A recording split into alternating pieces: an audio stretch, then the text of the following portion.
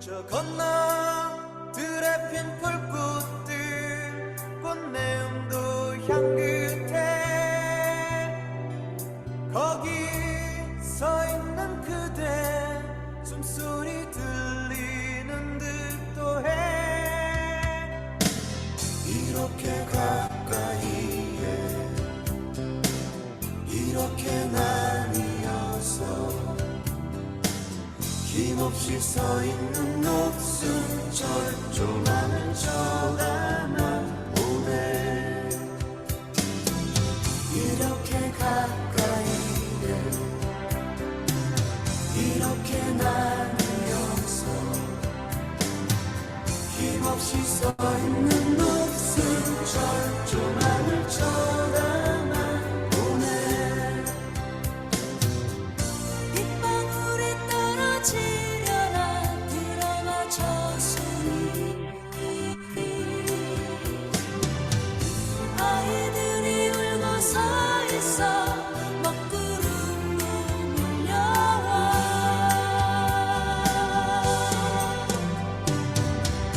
자총을 내리고 두 손 마주 잡고 힘없이 서 있는 녹슨 철조망을 걷어버려요 자총을 내려 두 손 마주 잡고 힘없이 서 있는 녹슨 철조망을 걷어버려요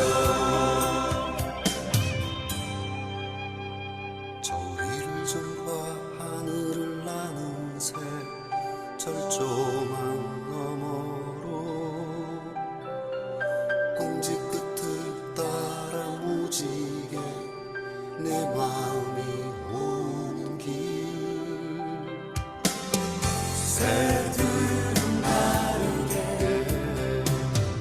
냇물도 흐르게 불벌레 오가고 바람은 흐르고 맘도 흐르게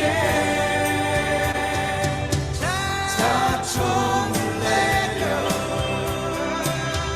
두 손 마주 잡고 힘없이 서 있는 녹슨 철조망을 걷어버려요 자총을 내려 두 손 마주 잡고 힘없이 서 있는 녹슨 철조망을 걷어버려요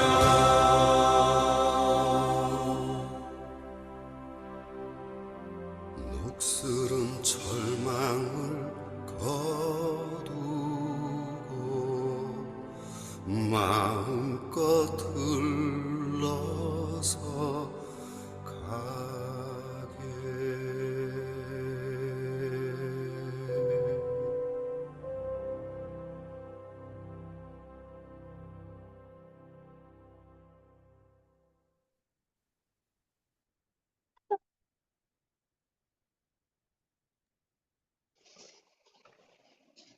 네, 안녕하세요. Hello. 한미 당국은 을지자유의 방패 훈련을 통해서 핵전쟁 연습을 본격적으로 진행할 계획이라고 합니다. In August, the US and ROK will be hosting nuclear war military exercises in Korea. 철조망을 없애자고 했는데 그것이 국민들의 마음일지인데 그 모든 마음 Though the people want and we have struggled for peace and getting rid of these wartime exercises and fences, 정부 이후에 한반도의 군사적 긴장이 these exercises are escalating the state of non-peace. Under conservative President Yoon-kyung, many people have been concerned about the rising tensions on the Korean peninsula. 활동하고 계시는 여성평화활동가들에게 Today we have female activists who are fighting against militarization and US occupation and hegemony on the Korean peninsula. Our organization is called Peace Treaty Now. 핵전쟁연습 중단 촉구 캠페인의 일환으로 Our current campaign is focused on stopping these nuclear war military exercises. 한번 진행이 되었었습니다. We have had similar symposiums, the most recent one being this past May. USA 미 장로교회에서 군사주의에 저항하는 워킹 그룹과 평화 사역부에서 주관하셨었고요. 그다음에 We have collaborated with PCUSA, 정혜님께서 오랜 시간을 걸쳐서 기획하셔서 5월 24일 오늘 저희가 모시고 발표를 들을 세 분과 함께 and with Jeongae, 진행했었던 Ahn-Kim, and 것으로 other 알고 있습니다. peace-oriented pastors to host a large event on May 14th. 아주 성황리에 During that event, 진행합니다. we had ran that event very successfully with the 가지고 focus of an audience that were Americans. 반대하는 중단을 촉구하는 And though we were not able to participate at that time, we are excited to have three presentations and a keynote speaker for today's symposium. We think that this time will be very precious and a wonderful time to connect. If there are any questions as the presentations occur, please upload them in the chatting, in the meeting chat. This meeting will also be recorded. If this makes you uncomfortable, please feel free to turn off your video camera right now. 질문을 남겨주실 때에는 어떤 분에게 답을 듣고 싶으신지 이름도 남겨주시면 If there's a specific person that you want to hear an answer from your question, please make sure to write their name as well when you post your question in the chat. 앞서서 먼저 기조 발제를 해주시겠는데요. 기조 발제는 안김정애님께서 해주실 건데요. 안김정애님을 잠시 소개해드리겠습니다. Ahead of our presentations, we will have a keynote speaker who will be Jeongae Ahn-Kim. In 2015, she organized and participated in the Women Cross DMZ's Women Peace Action and is currently the standing representative of Peace Women Korea and the co-representative of the military-based Village Women's Human Rights Solidarity Organization. The topic of her presentation today is the history of the U.S. military in the ROK. Hello, my name is Jeongae Ahn-Kim. Today, as my keynote presentation, I will be talking about a history and the problems of the U.S. military's involvement in South Korea. First, I'll start by talking about how the U.S. advanced to the South and increased its military presence. On September 8, 1945, following a deal with the USSR, the U.S. invades the south of the 38th parallel following Japanese occupation with a population of 70,000, implementing military rule for 3 years. At the time, the U.S.'s policy regarding the Greater Asiatic region was one of containment, specifically targeting the USSR, and thus there were no specific policies or guidelines regarding the Korean Peninsula other than just to create a wall of defense against the USSR and a policy of containment.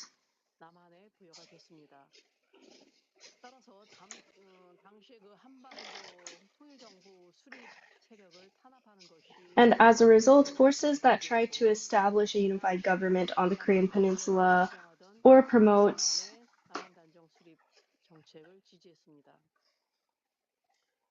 were suppressed, and Sung-hee re-established a separate government in the South with backing from the U.S. As a result, they have built and armed a military force in the South, established military training, all backed by the U.S. After the establishment of the ROK government officially on August 15, 1948, the U.S. military withdrew, but on paper. 500 members of the U.S. Military Advisory Group in Korea, KMAG, remained and continued to train and arm the ROK military. Starting from the outbreak of the Korean War to today, there is still U.S. military presence, totaling a number of 28,500 troops today, which is historically the longest foreign troop presence on the Korean Peninsula. With this background of history, I will be discussing why U.S. military presence is a problem and other problems with the ROK-US Mutual Defense Treaty and ROK-US Administrative Agreement, both of which are considered some of the most unequal in the world. To start, the Mutual Defense Treaty between the ROK and USA, which was signed on October 1st, 1953 after the Korean War. Article 4 stipulates the right to deploy U.S. Army, Navy, and Air Forces to the Korean Peninsula in the event that there is threat of an external military attack. This is a problem. Not just in the case of an external military attack, but just the threat. This has been used to eliminate the need for consultation and agreement with the ROK government in deploying and establishing U.S. nuclear weapons and THAAD on the Korean Peninsula, as well as a multitude of other problems. About the Status of Forces Agreement, SOFA, signed in 1966, this originated to address issues regarding the jurisdiction and investigative processes in the event of a crime committed by U.S. troops stationed in Korea. However, this makes it impossible to detain U.S. soldiers who commit crimes on Korean soil. There is a high possibility that there has been destruction of evidence in these cases as well.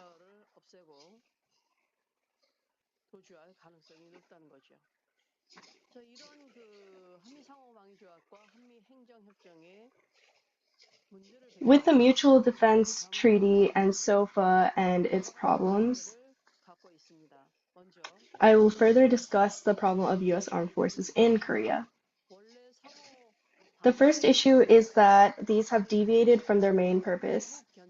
This policy has been used to deter China, deviating from its original purpose as a mutual defense treaty to deter the DPRK. Currently, a U.S. high-altitude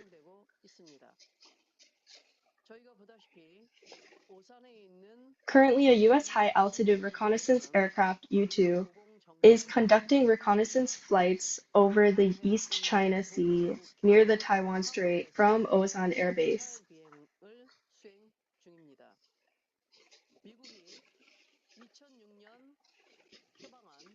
The strategic flexibility advocated by the U.S. in 2006 emphasized mobility and speed, and this means that there is a high possibility that Korea would be automatically dragged into a conflict in Northeast Asia, including conflicts in Taiwan, as the U.S. military in Korea is not fixed just in the ROK. According to the Taiwan War Game Report, published by the Center for Strategic and International Studies, CSIS, according to scenarios of emergency situations or conflicts in Taiwan, 2 out of 4 fighter squadrons of the U.S. Air Force stationed in Korea would be expected to be deployed to Taiwan in these emergency cases. Second of all, U.S. military presence is aggression towards the DPRK. The massive joint military exercises between the ROK and U.S., including the deployment of cutting-edge U.S. weapons, nuclear-armed aircraft carriers, and strategic assets, are disrupting the peace process on the Korean Peninsula and making it more difficult to achieve peace. The third issue is one from the perspective of women. For example, human rights violations against women.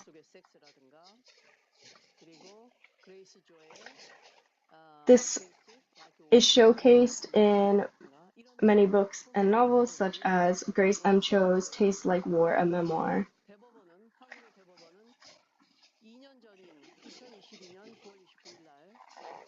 The ROK government 2 years ago stated that the U.S. has a great responsibility in these violent human rights violations.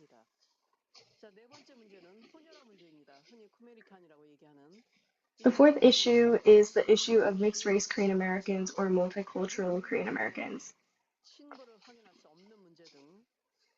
굉장히 인권 침해적인 요소가 많이 발생을 하고 있습니다. 자, 다섯 번째로 기지 오염 문제, 환경 문제입니다. 지금 평택으로 집중이 된다라고 얘기하지만 Another issue is military-based pollution issues and environmental problems.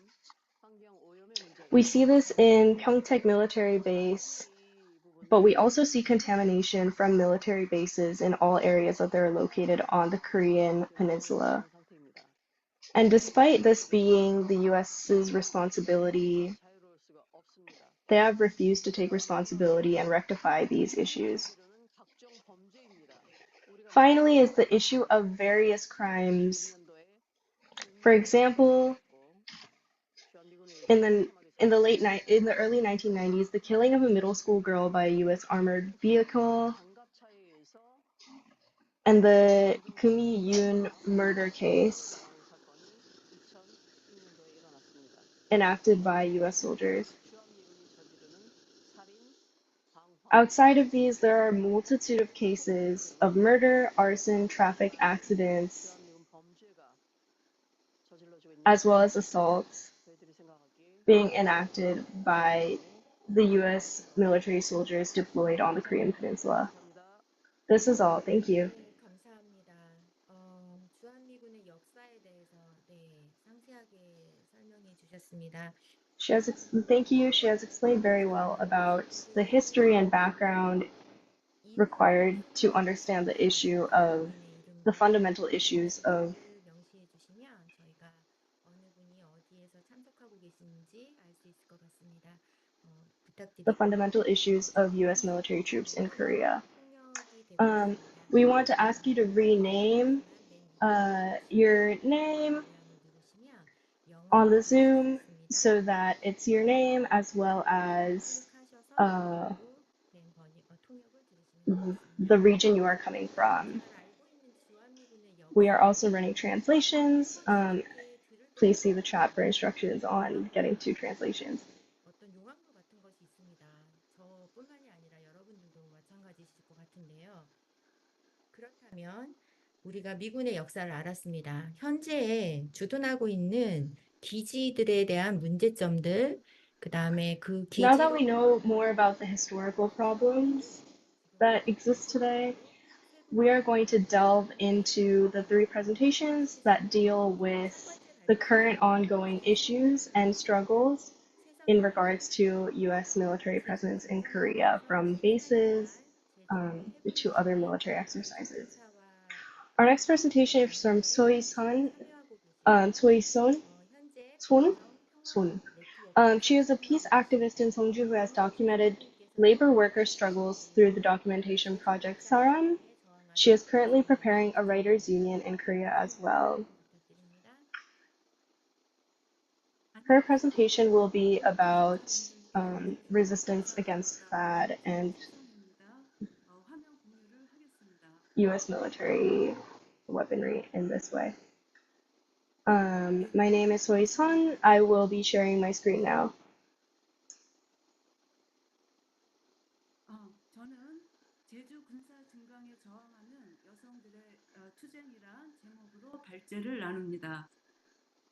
강정마을은 대한민국 남단 제주의 남쪽에 위치합니다. 강정은 물의 마을이란 뜻입니다.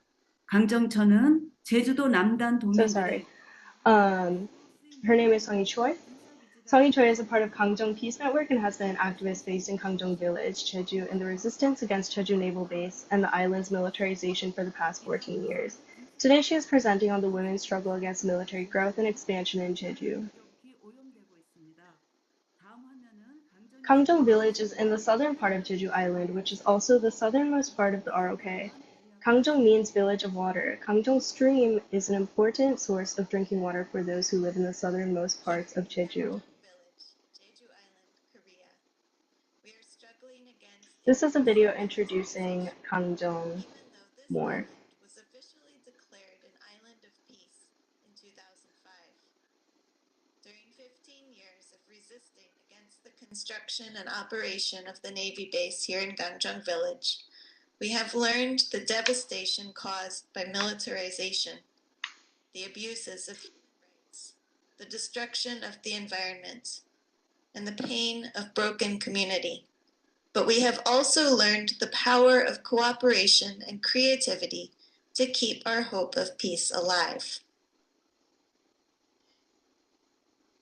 예, This was a brief section of a full video that was edited by my friend Choi, who also lives in Gangjeong, and introduces the Gangjeong struggle. 슬라이드가 먹혔는데 일단 공유 중지하고 다시 열겠습니다.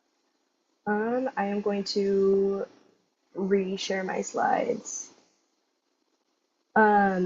What she said prior was that before the construction of military bases, the stream flowed with an abundance of clear water, which is a rarity on the volcanic island that is Jeju.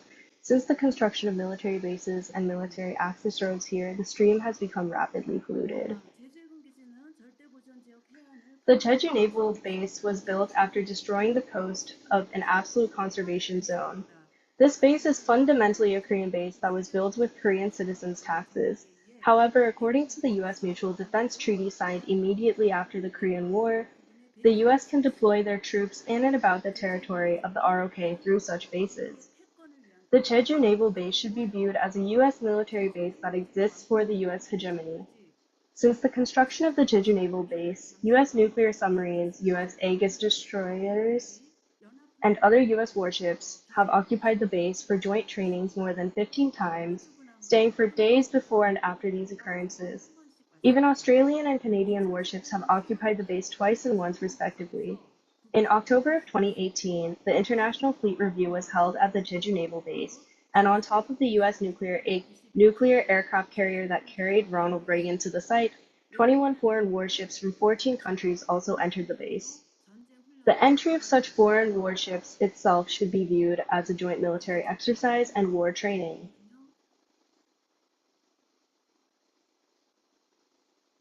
제가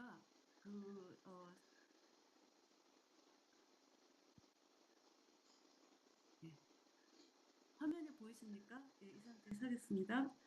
제주 해군기지에 한국 군함 Korean warships based on Jeju Naval Base have been sent to Hawaii, the Philippines, and the Middle East for US-led military exercises around the world.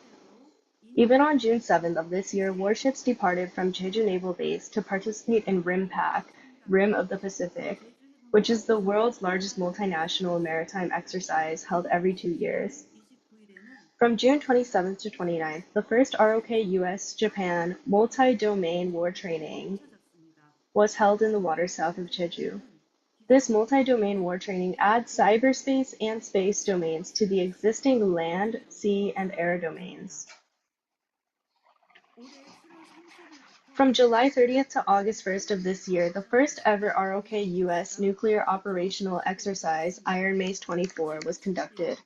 This is after the ROK US summit on July 11th altered the ROK US alliance to one based on a nuclear alliance and pledged to integrate the conventional weapons of the ROK with US nuclear weapons. This will heighten the risk of nuclear war on the Korean Peninsula, Northeast Asia, and around the world.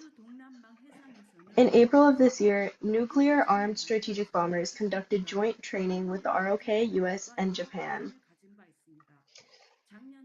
Just as a US nuclear-powered attack submarine entered the Jeju Naval Base July of last year, a US nuclear-powered submarine may enter Jeju before or after the nuclear war exercise happening soon.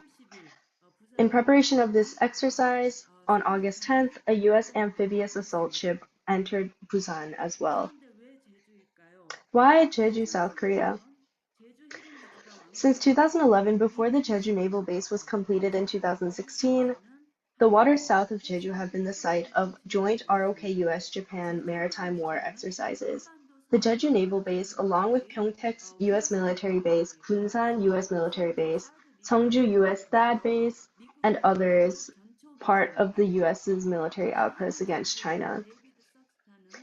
In his 2013 report, Jeju Naval Base, Strategic Implications for Northeast Asia, U.S. Naval Officer David J. Suchita said that the Jeju Naval Base would strategically support Japan in the event of an armed conflict between Japan and China in the Senkaku Islands, and that if an armed conflict breaks out in the Taiwan Strait, Aircraft carriers from Jeju would be able to block China's North Sea fleets headed south and effectively attack China's East Sea fleets as well. 공격하는 데에도 효과적이다라고 말합니다. 2022년 In December 2022, the People Power Party's DPRK Nuclear Special Committee's Total North Korea Nuclear Response Strategy report designated Jeju Island to be a strategic island in the case of a nuclear crisis with the DPRK, and stated that a runway and new airport would be constructed for U.S. strategic bombers to take off and land. In fact, the preliminary review even stated that Jeju Island was the most optimal location for deploying U.S. nuclear weapons in Korea. As such, Jeju is a geopolitically strategic point for the U.S. global hegemony and thus has the potential to become the epicenter of a global nuclear war at any time.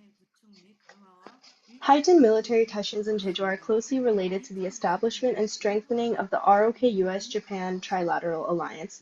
Following Japan's 2022 declaration that it is able to attack enemy bases, the leaders of ROK-US-Japan met in Washington in August 2023 to declare a de facto trilateral alliance and strengthening of cooperation between these countries regarding maritime security, and furthermore established a maritime security cooperation framework between the three countries' coast guards on May 10th of this year.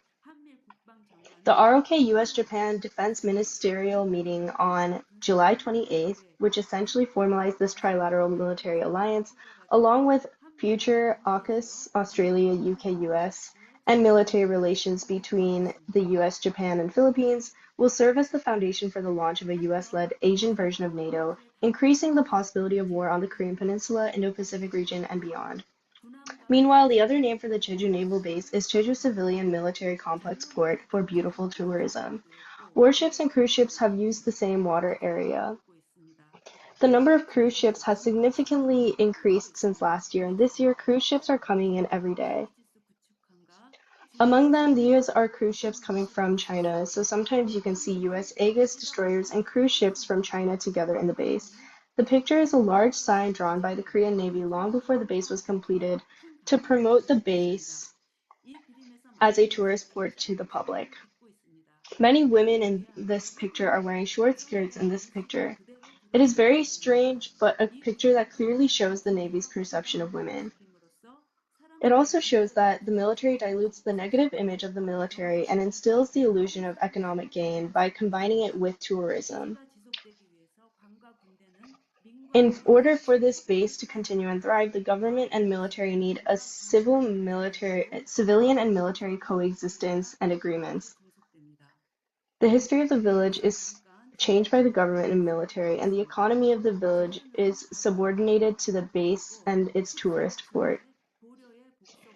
Here, let's take a brief look at the history of the Jeju resistance. Jeju used to be the Tamna Kingdom and was subjugated to Goryeo, which is present-day ROK, in the early 10th century. Jeju's history is one of resistance against the central government and powerful foreign powers. During the Japanese Empire from 1910 to 1945, especially during the Pacific War between 1941 and 1945, the entire island was militarized. Jeju was used as an important platform for Japan to attack China and confront the United States during occupation. After Korea was liberated from Japan in 1945, Korea was divided into two. The U.S. military government came in and occupied South Korea from September 1945 to August 15, 1948. The Jeju Uprising and Massacre officially refers to the period from March 1, 1947 to September 21, 1954, which includes the time during the Korean War 1950 to 1953. The U.S. military branded Jeju as a leftist stronghold and Red Island. Islanders rose up against the U.S. division of the Korean Peninsula and its occupation and oppression of the ROK. During this period, more than 30,000 islanders were killed by the U.S. military, South Korean military, police, and right-wing groups. This history of suffering and struggle as a colony is not limited to Jeju. Many Pacific islands and countries, including Okinawa, Guam, and the Mariana Islands, Hawaii, and the Philippines, are struggling and suffering due to U.S. military bases. In the case of the Philippines, Although the U.S. military bases have been withdrawn, in reality, U.S. military bases exist under the Visiting Forces Agreement and Enhanced Defense Cooperation Agreements. Just as the Jeju Naval Base is a Korean base in name, it is an American base in substance. The United States is currently the only imperialist country in the world that has divided the oceans of the earth as if they were its own. Jeju and many other islands are located in what the U.S. Department of Defense has designated as the Indo-Pacific Command.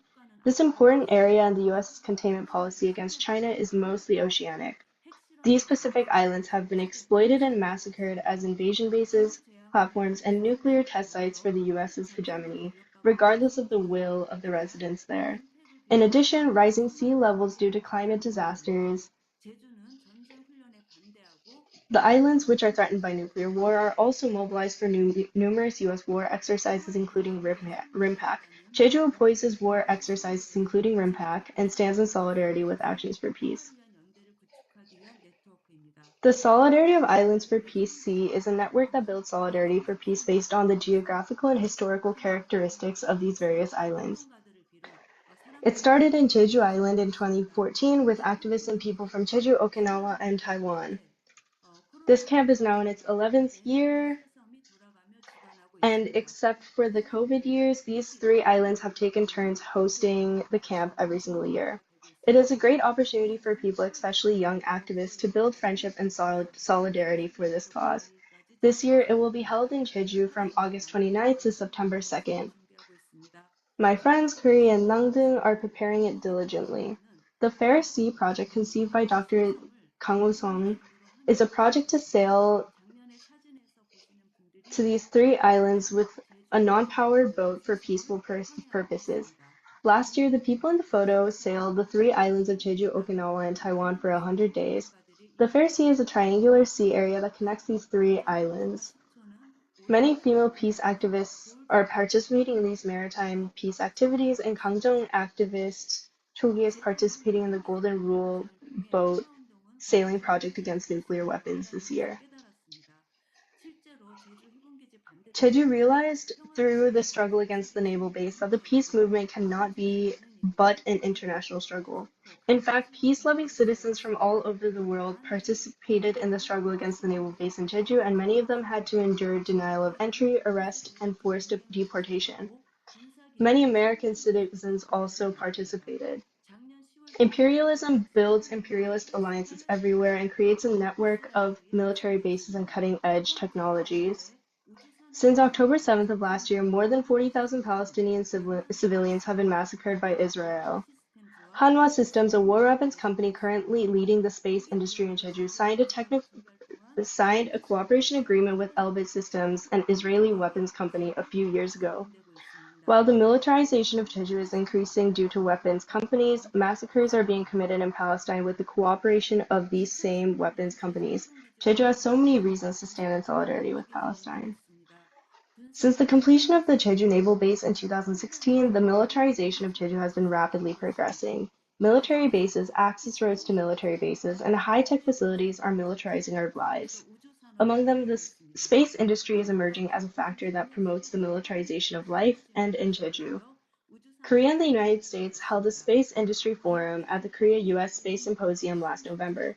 Companies have emerged as key players in the Korea-US space cooperation, and in the US's vision of global hegemony, space control and domination have been key elements since World War II, and Korea and the US signed the Korea-US Space Cooperation Agreement in 2016. The black areas, including Jeju Naval Base No. 3 in the picture, are facilities that existed historically or were recently completed. No. 2 is the largest aerospace museum in Asia, co-founded by the Air Force, and was built 2 years before the naval base. It has since been completed. No. 1 is a radar base built during the Japanese colonial period, used by the U.S. military during the Korean War, and is still utilized for U.S. military strategy. Numbers 4, 5, and 6 are all about national aerospace policy and the aerospace industry. Number 4 is the National Satellite Integration Operations Center, which was completed in 2022. This center integrates and operates all 70 satellites that Korea will launch into low orbit in the future. Many of these satellites will be used for reconnaissance and observation, that is, for military purposes. Korea's military intelligence activities cannot help but be closely connected to the US due to the ROK US-Japan alliance. The space industry is manufacturing and launching these satellites and rockets and transmitting, receiving, and analyzing satellite information. Just as American weapons companies are doing in the US, Korean weapons companies such as Hanwha are gradually expanding their participations. Numbers 5 and 9 are a space industry company called Contact. Contact is currently constructing 12 radars in Area 9. The areas that are currently problematic are those that appear in purple. The government is trying to push ahead with the construction of a new airport in Seongsan, the easternmost area, despite the opposition of many residents for good reasons. Despite the government's denials, the Ministry of National Defense has not hidden its ambition to build an Air Force base here. Number 12 is a 15-minute drive from the Jeju Naval Base in Gangjeong village. Hanwha Systems, which has a technical collaboration with an Israeli arms company, is planning to build a satellite factory here under the name of a space center. Hanwha Systems launched an observation satellite from the Agency of Defense Development's mobile launch pad on December 4th of last year. It is marked as number 7 on the picture. On December 4th of last year, while about 30 peace activists were protesting against the launch of a Hanwha rocket on the coast, the rocket was launched with a loud noise that was truly terrifying. If the Hanwha Space Center is built in Jeju, residents will experience such nightmare situations more often. Rocket launches increase militarization, destroy the environment, and worsen climate disasters. Every rocket launch destroys the ozone layer. A private company called Perigi Aerospace is also coming in to build rockets. This company has conducted several rocket launch experiments on the west side of Jeju and is planning another launch in early June. Jeju is currently an island of peace, but in name only. However, after the end of the Cold War, domestic and international scholars gathered in Jeju and discussed 5 conditions for Jeju to become an actual island of peace. The 5 conditions that emerged from the Jeju International Council Forum held on October 15 through 16, 1991 are as follows. I think that these are references not only for Jeju, but for all those who love peace. Of these, the ones I agree with most are 1 and 4. For peace, we need disarmament and an active attitude towards life. Number 1 is that Jeju Island must be demilitarized, and number 4 is that Jeju Island residents must voluntarily develop local efforts and be able to act proactively so that Jeju Island can become an island of world peace. I would like to share again a part of the video opposing RIMPAC edited by my friend Curry 2 years ago. The video is a very small part of the video Gangjeong Peace Wave, Cancel RIMPAC, which was made and uploaded onto YouTube in 2022. War training is killing marine life, destroying the environment, and trampling on our right to peace. Our solidarity against war training will stop the militarization of life in war. Thank you for listening, and I will end my presentation with this video.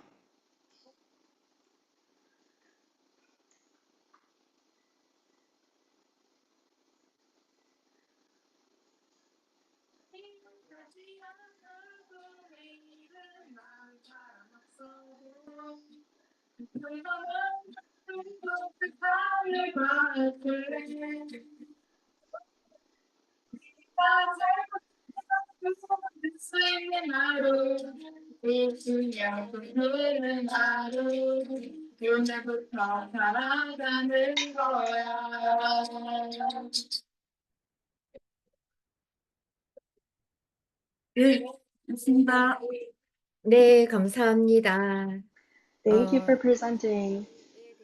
대한 소식을 알려주신 최성희님께 다시 한번 박수 부탁드립니다. Thank you to Sung-hee Choi once more for sharing the situation currently on Jeju Island. She has shared a lot, even though many of us may know a lot of this information already. I feel that this has been an opportunity for us to refresh our memory about this history and the present day. Many people here might have very warm memories of Jeju and think of it as a very beautiful place. However, since the hands of imperialistic US has started involving itself in Jeju, this has changed.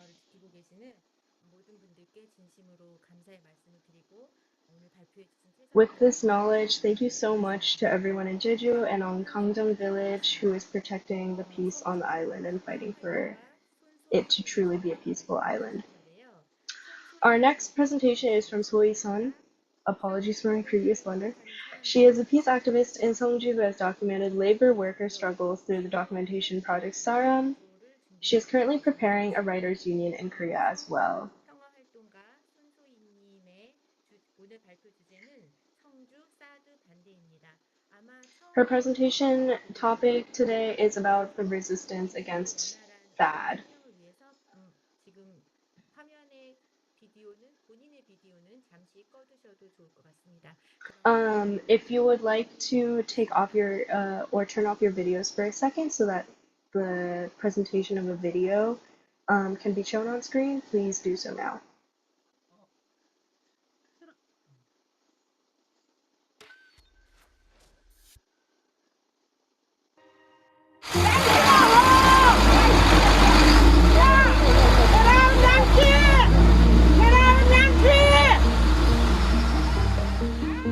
For the past 7 years, the US has been building the Terminal High Altitude Area Defense, or THAAD, system in a small town called Sung-hee in South Korea. The US military claims that THAAD will protect South Korea from North Korea, but in reality, THAAD is a high-altitude missile shield that cannot stop short-range missiles that North Korea could use against targets in South Korea in the event of war. The real purpose of THAAD is to deter China and protect US assets in Okinawa and Guam. The building of THAAD is further escalating the risk of war on the Korean peninsula. So-hee was originally a peaceful village of about 60 residents. The residents are mainly elderly people in their 70s and 80s. But the peace of So-hee was shattered by the arrival of THAAD. 기지정사가 철저한데 철저한데 불법자도 철거하라 불법자도 철거하라 하나 둘셋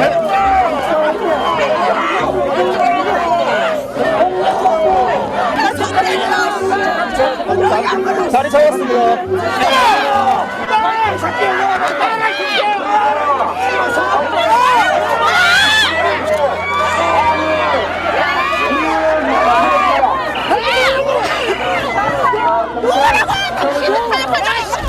어머니께 손대지 마라! 어머니께 손대지 마라! 어머니께 손대지 마라!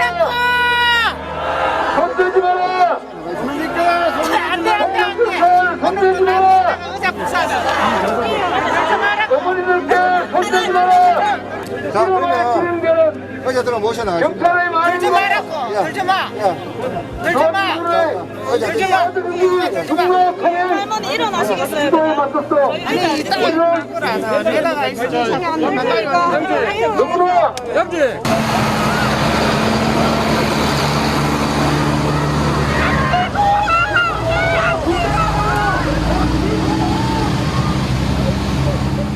Residents of So-hee say that the arrival of THAAD put them on the front lines. As a result, they live in constant fear of war. 생활이 많이 달라졌지. 이제 사드 들어오기 전에는 이제 뭐 일이 없고 이럴 때는 일어나면 운동도 하고 내가 우리 논이 요 위에 있잖아. 소희씨는 알잖아. 그래 이제 항상 거기를 갔다 오고 이랬거든. 이래 운동 삼아서 내가 일을 하러 갔는 게 아니고 그래 갔는데 이거 사드 들어오고 나서는 집회하러 매일 가야 되지. 연신 비상 걸리지 이러니까 항상 마음이 긴장돼가 있어. 50년. 딱 50년 돼. 딱 50년 살았다. 23에 시집하고 우리 큰딸을 24에 낳았거든.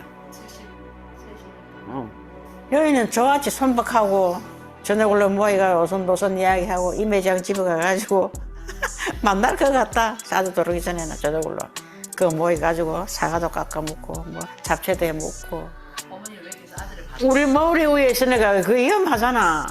또 그게 또 한반도에 와서도 안 되고 그렇게 위험하다 한데 그 와가 되겠나 그래. 안 해야 되지. 이만 무기가 머리 위에 있으니까 바로 머리 위에 아이가 바로 집니까. 좋은 거면 우리한테 안 하겠지. 좋은 거 안 왔지.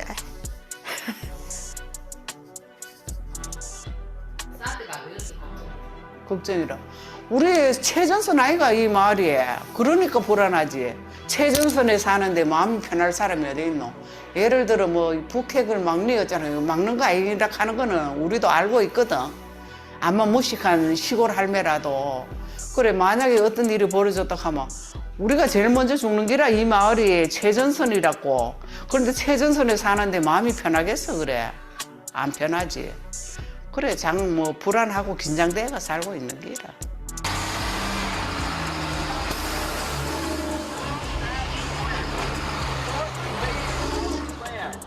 Stop occupying So-hee. No that, yes peace. Who makes war? USA.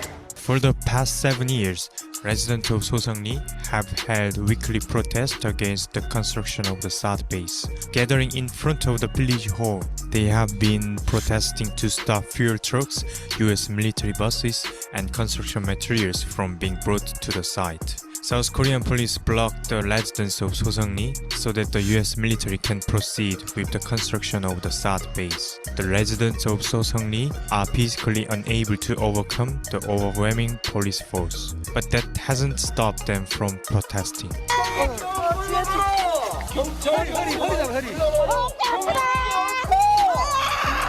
자, 어머니, 일로 합시다.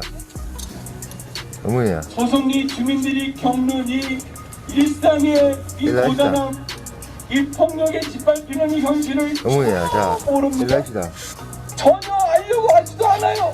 자, 어머니야. 우리들이 여기서 매일매일 자, 일로 합시다. 어떤 일을 겪는지 전혀 관심이 어머니야, 없고 일로 합시다. 오직 일어나라 하면 일어나야 되고 이게 우리가 우리 권리를 주장도 못하고 이게 뭐 하는 짓이고 그건 아시겠는데.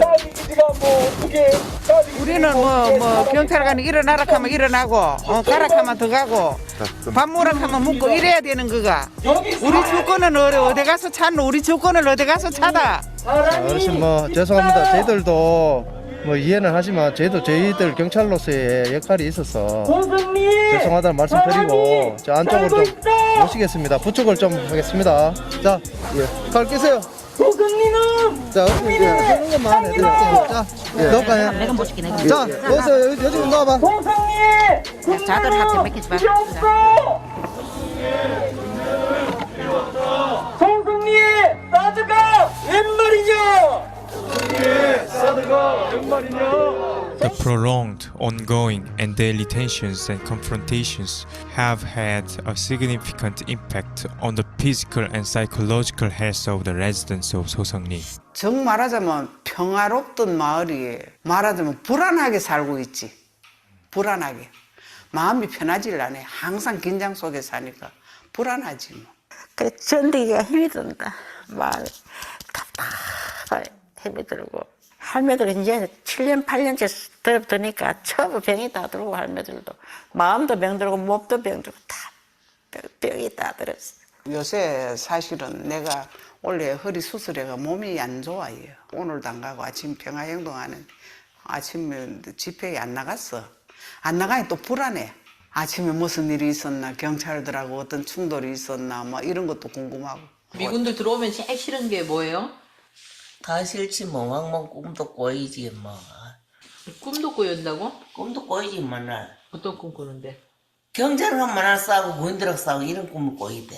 아래찌는 뭐 이상한 옷을 날 입혀가지고 옆에 저 경찰 구인 서가지고 바로 서랍게 싸고 이래가지고 서서 오래 서서라게 손이 지리요. 손이 지어서 이렇게 텅어져서 보게 이렇게 꿈이라. Nevertheless, the people of So-hee continue to resist. 옵니다.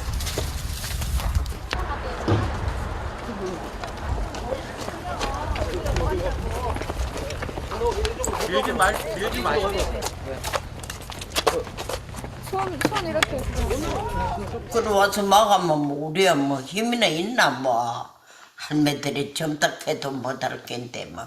그래 나가고 했는데 가도 뭐 빌 수도 없고 내한테 이길 수도 없고 이놈 미국 놈한테 욕이나 하고. 너무나 억울하고 원통하고 분하거든. 내 한 번 가지고 막 못 막는 건 알아. 그래도 어떻게든 뭐 막지는 못해도 끝까지 한번 해보겠다는 그런 심정으로 하지. 끝까지. 미군 놈 지나가는 거 보면 막 이런 게 올라와. 이런 게 차도 싹싹 빼지. 차도 수없이 댕긴다. 평일에 많이 댕겨. 지나가다가도 보면 차 지나가고 나서 간다 카이 그게 섞어야 돼가지고 기대가 없어도 그냥 손으로도 막 익혀 본다 카이 욕을 하면서 입으로 얘 개새끼 하면서 욕을 하면서 아무 소용도 없는데도 자연적으로 그래 나와. 왜 우리 몬살고를 이래 만들어? 나만 해가지고 편안하게 사다 갈락하게 이 모양을 만들고 동네 하도 안 친 지가 8년째라. 하도 많지 못한 뭐했어. 사전에 이간이라고. 뭐가 싸우러 안 나가면 일해야 되지. 일하다가 싸운다 가면 가야 되지. 언제 그거 하도 칠려가 되노. 이제 하도 이름도 모르겠다. 그따구로 행동하려거든. 미국 그 복상 망해버려 아마. 그래도 내가 살아있는 한 끝까지 싸울 때까지 싸워보는 거지 뭐. 못 막아도 싸울 때까지 싸워보는 게다. 뭐 인지 내가 건강이 안 좋게 내 생각에도 뭐 몇 년 못 살 것 같은데 못 살 것 같은데 내가 죽고 없어도 제발 뽑히기는 뽑혀갖고 우리 조상이 묻히고 뭐 내 고향을 그래 편안하고 좋은 마을로 만들면 안 좋겠나. 자녀들도 자주 옮기고. 미군 구지 많이 있잖아. 미군 구지에 미군 부대가 많이 있잖아. 다 가지고 미국 사람 싹 다 들어가 버리고 우리나라에 우리 편하게 우리끼리 살면 좋겠어. 그게 제일 좋아 이래. 그래 밑에 아들이 큰 아들이 크지. 우리야 이제 어지간히 다 살아가지만도 미국 사람이 이제 땀 더럽히고 밟히고 하는 게 난 싫어. 우리끼리 살고 싶어. 우리끼리 정말. 내일 짜도 빠집니다. 그러면 어머니들 아이고 저도 화를 내거든만 나는. 진짜 싸도 빠진다 가만 막. 제발 갚으면 속이 확 튀기 싶은데 이 마음이 답답한 마음이.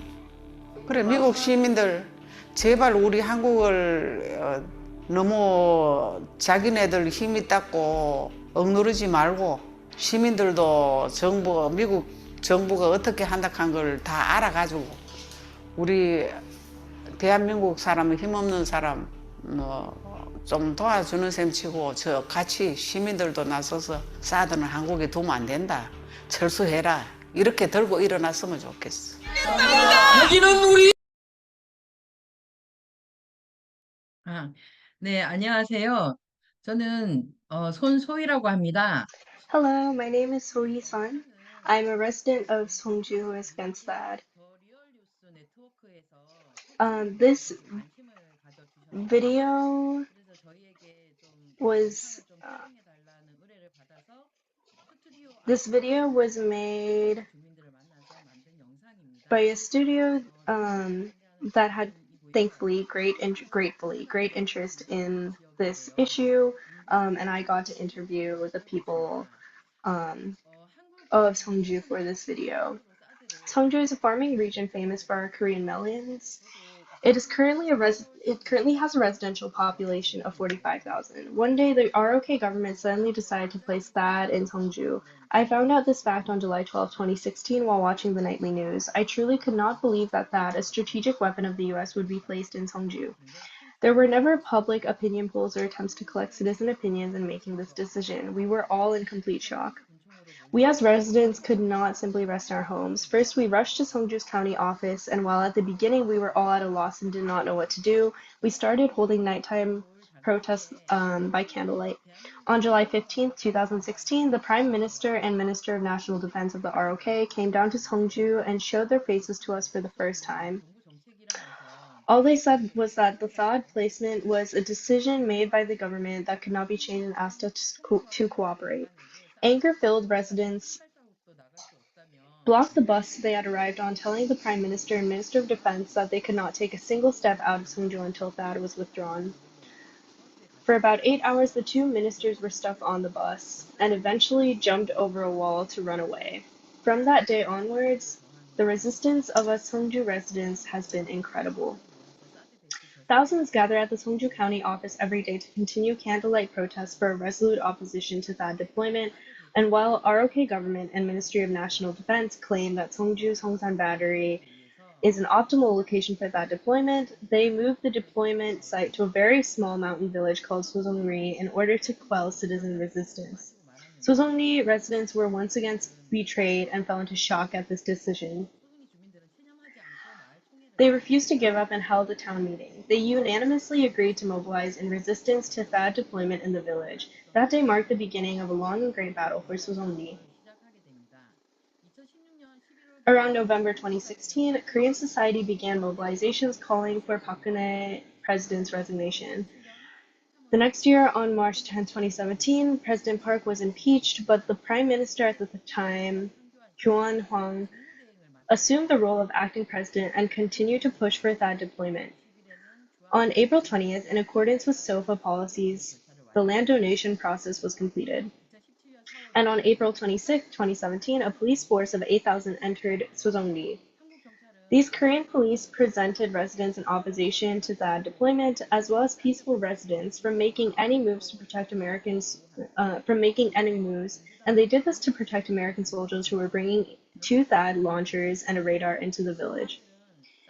In May, Jae-moon of the Democratic Party became president. People had hoped that he would stop the ongoing THAAD deployment. So did I. However, on September 7th, 8,000 police once again came upon So-hee and protected American soldiers as they brought in 4 additional THAAD launchers. The residents of So-hee and peaceful citizens spent the entire night struggling with every bone in their body to prevent these from coming into the town, but they could not match the immense power of the state. However, just because 6 THAAD launchers and a radar had made it into So-hee did not mean the people would give up. This is because they had decided that they would pull out THAAD. For the past 8 years, they have been fighting in opposition to the construction of THAAD in U.S. military bases. The video that I showed you was the story about women who guarded the village roads in So-hee to prevent U.S. soldiers from recklessly setting foot on those roads. THAAD is made up of a missile detecting radar at its core facility, and then a generator that operates it, electrical facilities, and a computer device that analyzes information collected by the radar, as well as an interceptor missile that tracks down the missiles based on the information analyzed. There are also 2 THAAD deployment sites in Japan, in Kyogami-saki and Sariki. The difference between these sites and the ones in Korea is that Koreans have a full battery of missiles, including launchers and the defense missiles. In May of 2017, I visited Kyogami-saki, Japan, and visited the village where the THAAD radar base was located. It's a rural village with beautiful lush forests near the sea. Despite claims that there would be no detriment to residents because the THAAD radar was pointed out to the sea, this is not true. Because the sea is blackening and dying, THAAD has posed a significant issue for people who make their living from fishing. When there was a medical emergency requiring helicopter transport, THAAD radar activities prevented the helicopter from taking flight, revealing additional problems for the residents of this village. In So-hee, the THAAD radar faces another mountain village called Nogungri, just 500 meters away. About 100 people live there.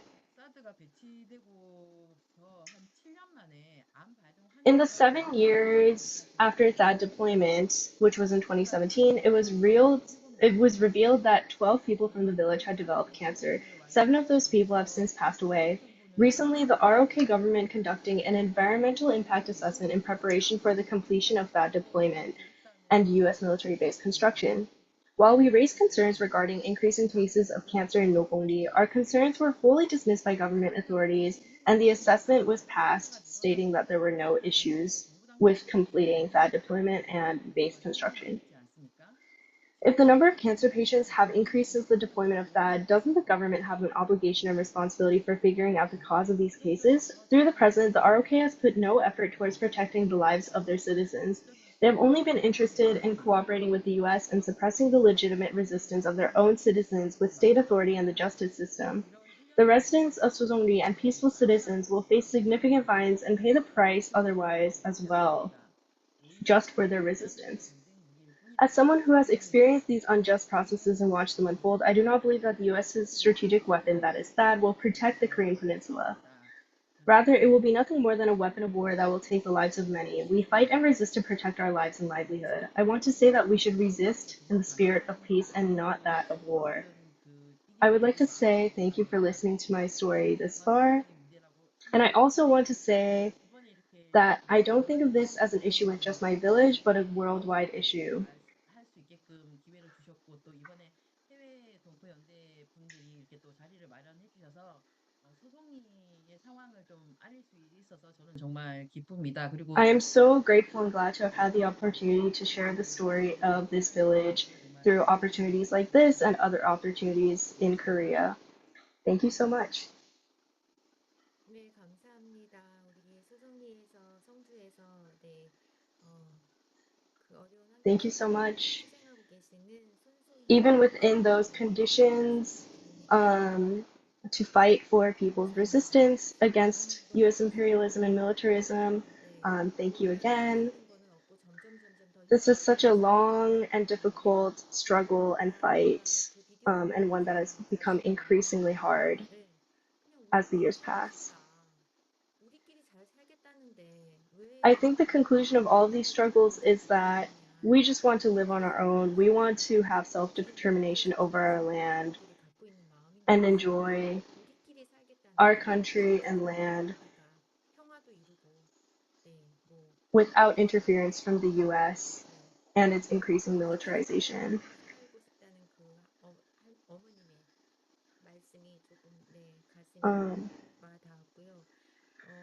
I think the statement from the grandmother who was saying that she just wants to live her life in her land was a very heartfelt message that came to me.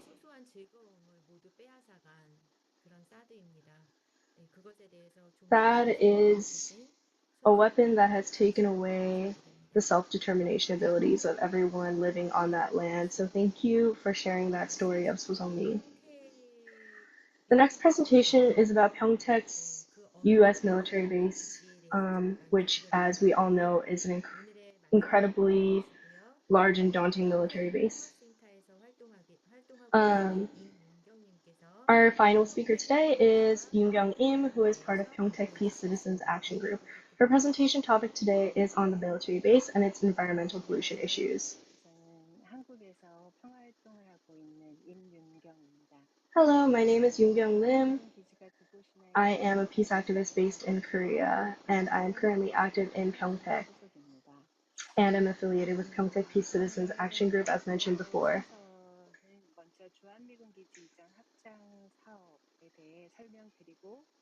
Today I will explain how the U.S. military bases are tied to environmental pollution and about the people's resistance in the region.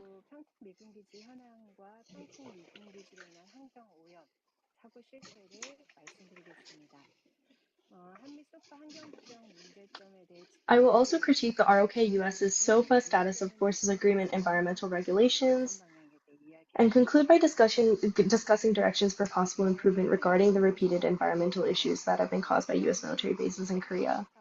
In order to better understand the Pyeongtaek U.S. military bases, we need to first understand the USFK base relocation and expansion project that occurred prior to U.S. military bases occupying Korea. The USFK base relocation and expansion project refers to the Yongsan Relocation Plan, YRP, which relocated the USFK headquarters and other units located in Yongsan, Seoul to Pyeongtaek, and the Land Partnership Plan, LPP, that relocated the U.S. 2nd Division located in Dongducheon and Ujeongbu north of the Han River to Pyeongtaek. The USFK base relocation and expansion project changed the state of U.S. military presence in Korea from the original fixed deployment state of troops to an expandable as-needed troop deployment approach.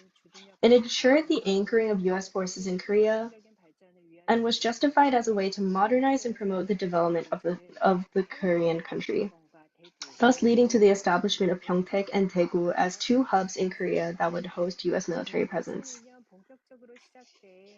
This project, which began at full force in 2002, is still progressing today in 2024.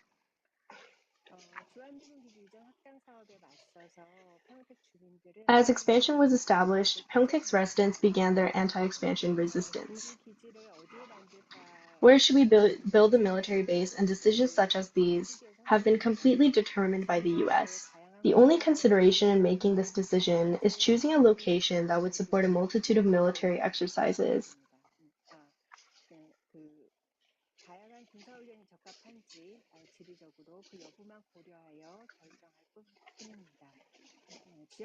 and is thus a wholly American decision.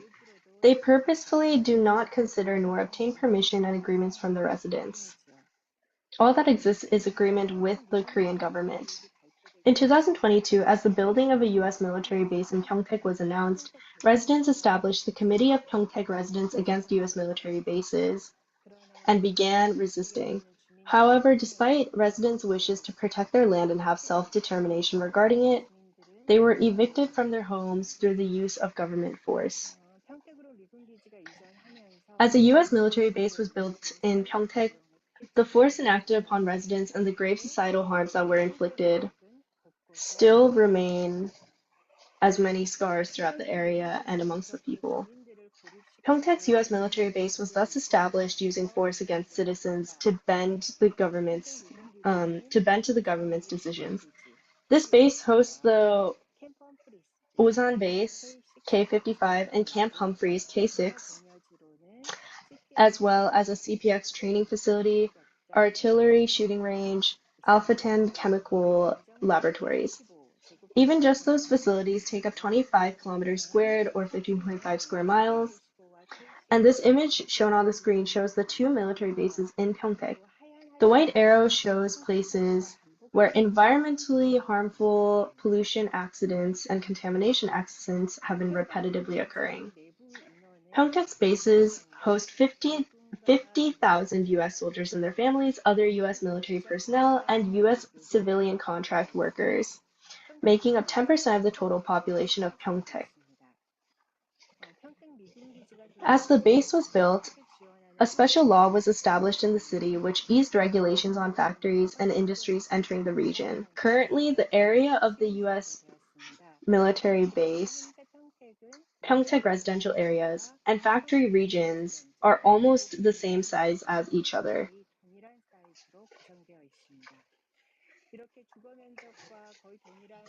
As a result of residential areas being almost the same size as the U.S. military base, accidents and environmental disasters are occurring constantly.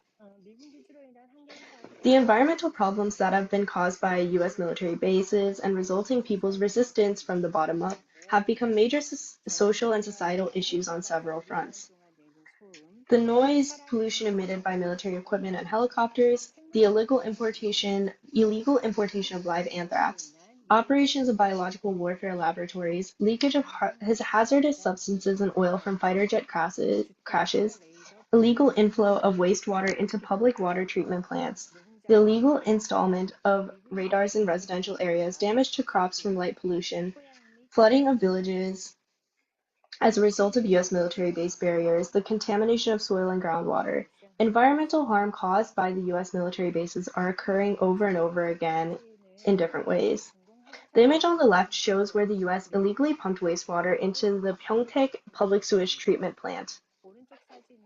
The image on the right shows the hazardous substances and oil that leaked into rice paddies after an aerial military exercise incident recently.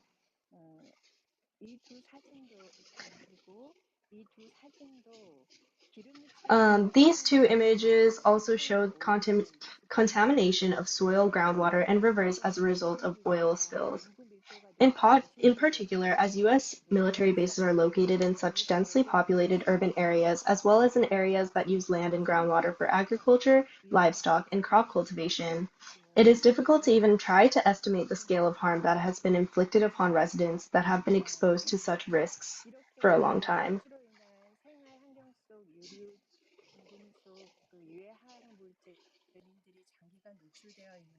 In the environmental conditions caused by the U.S. military bases, the oil, heavy metals, toxic chemicals that are all exposed to residents long-term are a problem that violate people's right to health and environmental rights as well. However, the ROK U.S. SOFA does not protect these rights. Here are the reasons why. Signed in 1966, the Status of Forces Agreement, SOFA, between the ROK and U.S. does not include any provisions regarding environmental protection. In 2000, following awareness of an incident uncovering of an incident of unauthorized discharge of toxic substances into the Han River McFarland incident that occurred at Yongsan U.S. military base, public interest in environmental problems caused by the U.S. military bases has increased. Article 4, paragraph 1 of the ROK-US SOFA was used by the USFK to argue that it has no obligations to restore the environmental conditions damaged by environmental disasters and contamination caused by US bases. However, our Constitutional Court ruled in 2001 that this section does not exempt the USFK from being liable for serious problems such as environmental contamination of the land, facilities, and areas granted by Korea.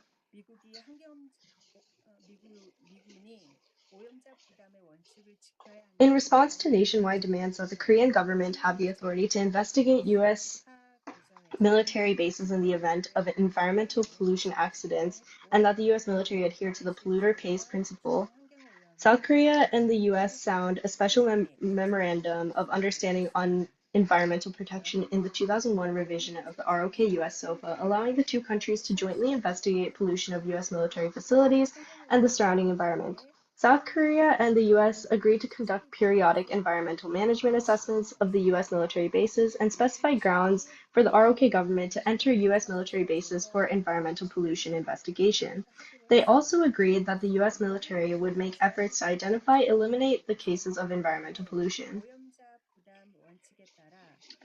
After that, Korea expected the U.S. military in Korea to make efforts to resolve environmental pollution damage caused by the U.S. military in the ROK in accordance with the polluter pays principle of international law, but Article 4 of the ROK-US SOFA,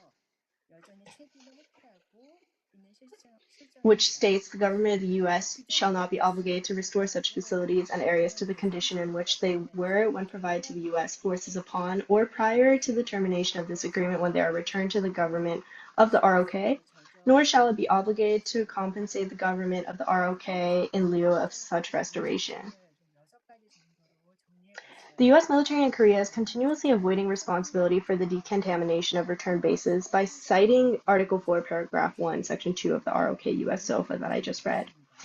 In addition, despite the existence of such regulations, the U.S. military is showing reluctance, claiming that there is no compensation responsibility on their shoulders. Ultimately, the agreement on environmental regulations in the SOFA between ROK and the U.S. can be seen as completely ineffective. As such, the problems with the ROK-US SOFA environmental regulations can be summarized into 6 points. First, the ROK-US SOFA environmental regulations contain no mandatory provisions regarding the restoration of environmental pollution caused by U.S. military bases and whose responsibility the cleanup costs are. Second, the ROK-US SOFA environmental regulations contain no clear provisions on applying ROK environmental laws to the USFK. The respect and confirm stated in Article 3, Paragraph 2, Section 3 of the agreement have the fatal flaw of lacking binding force. Third, Article 4, Paragraph 1 of the ROK-US SOFA is an unjust provision that does not specify whose obligation and responsibility it is to bear restoration costs in the eyes of international law, which follows the principle of polluter pays. Fourth, there is no ongoing effort to restore the environmental pollution at bases currently used by the U.S. military. Fifth, despite the introduction of the Joint Environmental Assessment Procedure, the USFK is not taking responsibility for the cleanup of contamination found inside USFK bases during the return process, citing the reason that it does not fall under the KISE clause, known, imminent, and substantial endangerment, of the Special Memorandum of Understanding on Environmental Protection. In addition, it is not clear what contaminants correspond to the KISE that USFK refers to. Sixth, the notification and information sharing that the U.S. military must give to the ROK government and local governments is done at the discretion of the U.S. military. The accident records held by the U.S. military and the records shared by the Korean government or local governments are very different. It is very difficult to accurately grasp and handle the situations. The problems of the ROK-US SOFA environmental regulations mentioned above are serious, unequal provisions that threaten the health and environmental rights of the Korean people and need to be urgently improved. The direction of revision for the problems are as follows. First of all, Article 4 of the ROK-US SOFA, which is the basis for claiming that the USFK is not responsible for environmental pollution cleanup, should be deleted. Article 4 of the ROK-US SOFA stipulates that Korea does not pay the U.S. for development activities such as construction on facilities or areas provided by the ROK, and the U.S. also does not have to restore such facilities to their original state. The scope of exemption from this provision should be clearly stated to confirm that it is not an environmental regulation. Second, the current declarative environmental regulation should be revised into mandatory regulations. In the environmental regulations specified in Article 3, Paragraph 2 of the ROK-US SOFA minutes, the word respect affirms the policy of respecting the relevant environmental laws and standards of the government of the ROK should be revised to mean observe or comply with. Third, the environmental policy of the USFK should be revised so that the ROK side can constantly share and monitor it. The SOFA Environmental Subcommittee was established to share information with the USFK on environmental policies and pollution incidents and accidents, but it is not functioning as it should. The central and local governments of the ROK should be obligated to constantly share information with the USFK and to notify important matters. In addition, the authority to enter USFK bases to conduct environmental assessments and investigations should be mandatory. The submission of environmental pollution-related data by the USFK should also be mandatory. In addition, Article 4, Paragraph 1 of the ROK-US SOFA mentioned in the information sharing access procedures and the agreement on environmental pollution remediation procedures, the government states that the government of the U.S. shall not be obligated to restore such facilities and areas to the condition in which they were provided to the U.S. Armed Forces upon or prior to the termination of agreement, nor shall it be obligated to compensate the government of the ROK in lieu of such restoration. In Article 3, Paragraph 2 of the ROK-US SOFA minutes, it states that the U.S. government confirms its policy of respecting relevant environmental laws and standards of the ROK government. KISE, known imminent substantial endangerment to human health, and the Memorandum of Understanding on Environmental Protection limits the standard for environmental pollution cleanup that the military must shoulder to imminent and substantial endangerments. The regulation requiring U.S. military approval for all information disclosure should be removed so that Korean people's right to know is not deprived by U.S. forces in Korea. In accordance with Polluter Pays, it is necessary to discuss the establishment of mandatory provisions. It should be clearly stated that Korean environmental laws are superior and that the U.S. military is responsible for pollution discovered. I will conclude today's presentation here. Thank you. Thank you again for sharing, and thank you to the 3 presenters who presented today. I am sure that there are many questions as well as thoughts that people may have after watching these presentations. Please leave your questions on this chat room. If you want a specific speaker to answer your question, please list the speaker that you wish to address your question. Otherwise, one of the speakers, including our keynote speaker, one of those 4, will answer your question accordingly.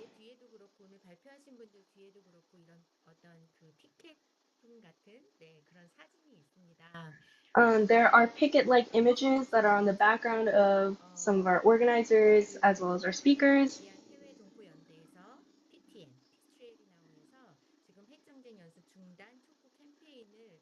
Like I mentioned in the beginning, we as in PTN, Peace Treaty Network, is currently holding a campaign against U.S. ROK nuclear war drills.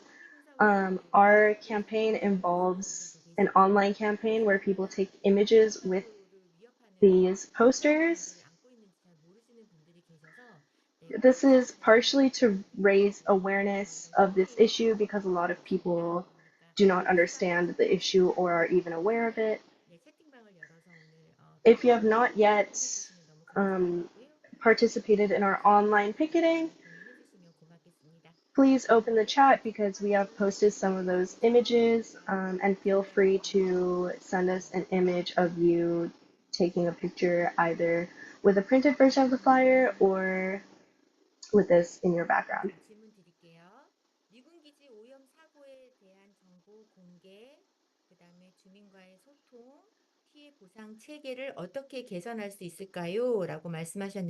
How should we improve the disclosure of information regarding pollution incidents, communication with residents, and the compensation system for damages?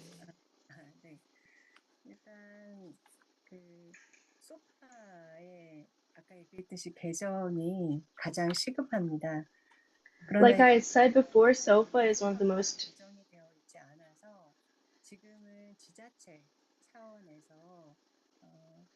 one of the greatest problems in improving communication and in improving environmental regulations on U.S. military bases. We are currently involved in a various number of campaigns, including on gathering citizen opinions and perspectives on this issue with a focus audience of the U.S. government and USFK. The moderator has said that this must be a very difficult issue to tackle, and that if this campaign and other campaigns ever need support, that we should network.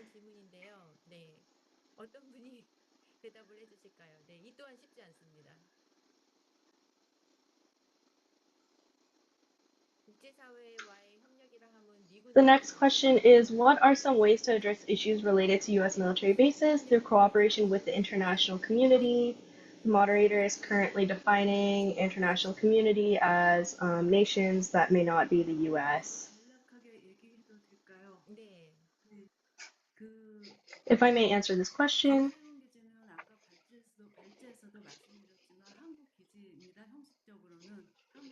Like I said before in my presentation about Jeju, such bases are fundamentally Korean. They're just being used solely for U.S. purposes.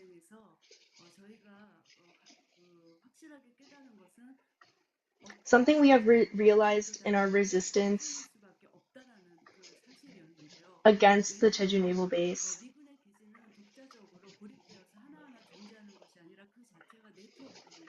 is that it is not a singular resistance against a single naval base, but resistance against occupation generally. Just because one base has been successfully removed does not mean that other US bases don't exist. Our focus has not just been on Jeju Island, but on collaborating with Okinawa, Guam, and Hawaii, other places where the US is occupying land with bases, and sharing information with these people and educating each other, participating in webinars such as these, and creating coalitions and solidarity. And I think this is the most fundamental aspect of building cooperation against the US military.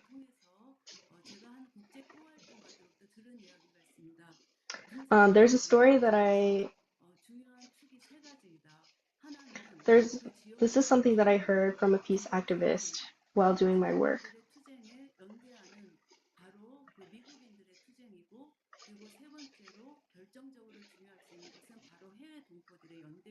The three things that she told me was that local resistance is necessary, and that there need to be coalitions supporting that local resistance from Americans, and third, that coalitions need to be built to support this resistance, not just in the place, but also abroad.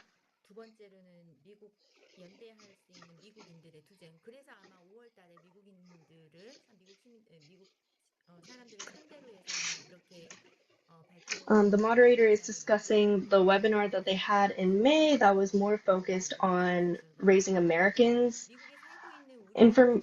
awareness about all of these issues, and I think that's important in addressing point number 2, which is building the resistance also, and building awareness of the resistance in American citizens.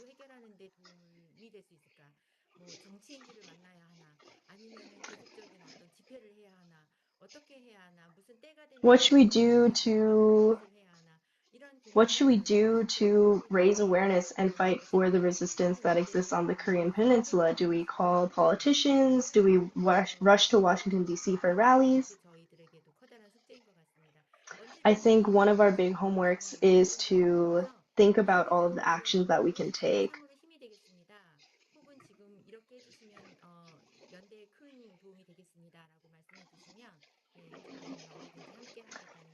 If anyone has actions or campaigns that they think would benefit from support with solidarities and coalitions, please let us know anytime, and we will be on board to support you.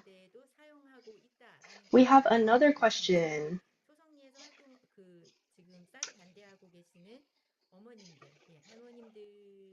Are the grandmothers in So-hee aware that the THAAD system is also intended for countering China?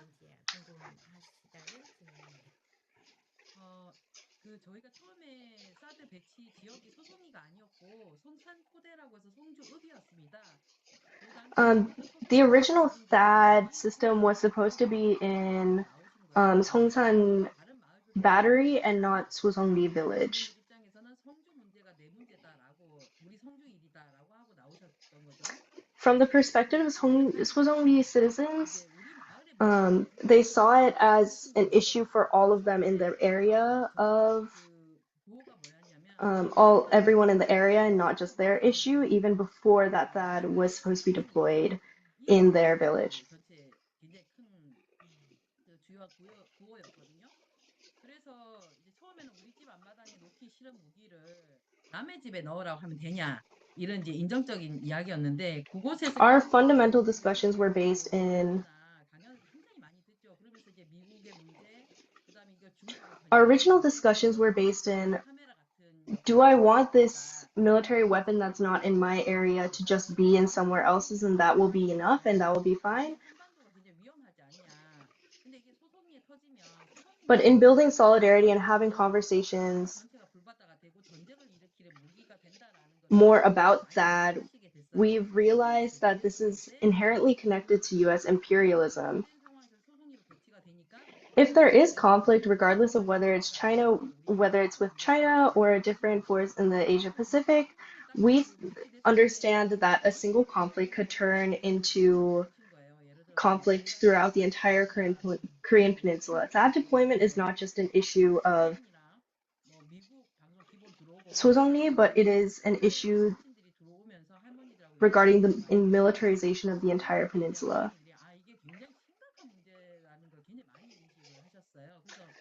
These grandmas have a great awareness of the significance of this issue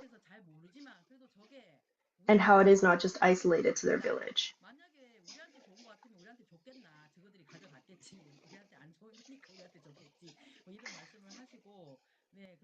They have said things like, oh, if it was supposed to be good for you, it would have gone to you and not us. They gave it to us because it's a bad thing.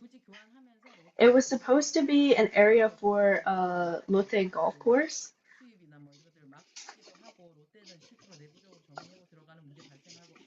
But Lotte has had issues with embargoes from China. And so this is a socio-political but also economic situation and issue. Thinking about that and understanding it more and studying the impacts of increasing materialism amongst the entire peninsula has really shifted the perspective of even those grandmothers living in So-hee. The moderator is stating that in the beginning, would people have been so resistant to a THAAD deployment center being in So-hee? But now I think that we see that the resistance has grown to the entirety of the Korean Peninsula, wanting to reject this increasing US military expansion and imperialism.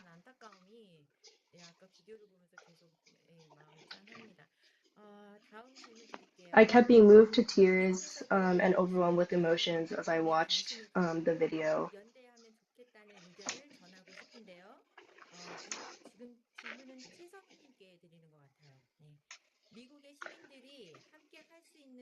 This is a question to Sung-hee Choi.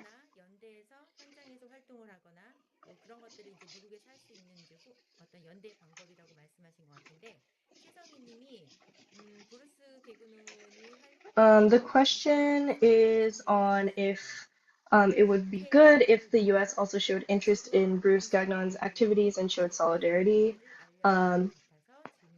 They think it's a way for citizens in the U.S. to participate. They want Sung-hee Choi to introduce the organization that Bruce Gagnon is working in.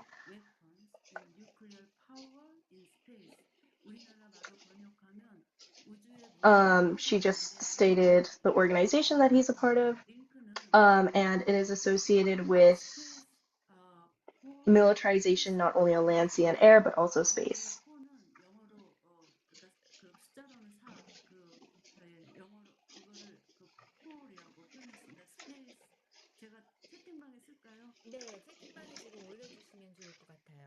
She will post the name of the organization in the chat room.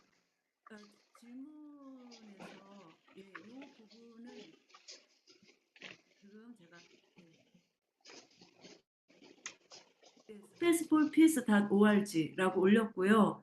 지금 아까 발제에서도 이 우주 부분을 언급을 했는데 I briefly mentioned the issue of space in my presentation.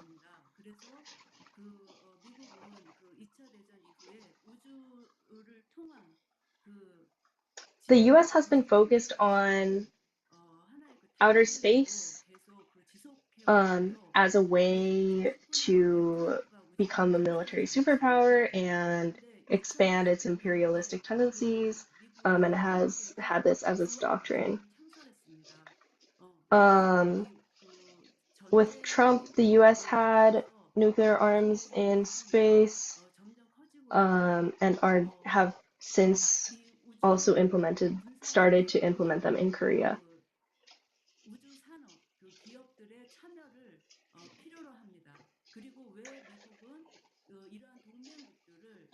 This doesn't just require the will of a government, but also the many companies to develop such technology. And the US has been bringing in a lot of companies, including a lot of those in Asia and in Korea. The reason they're dragging in other companies from other countries is because the US doesn't have the money to fund this technology on its own right now.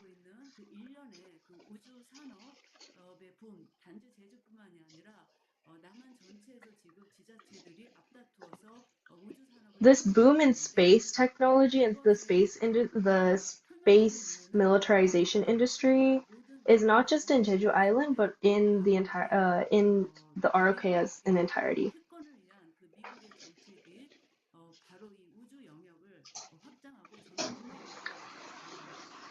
This is occurring as a result of the US wanting to shift its focus to dominating outer space, to have more control militarily. Something that we need in our resistance right now is not just opposition to US military bases abroad, but also opposing the development of such technologies and industry.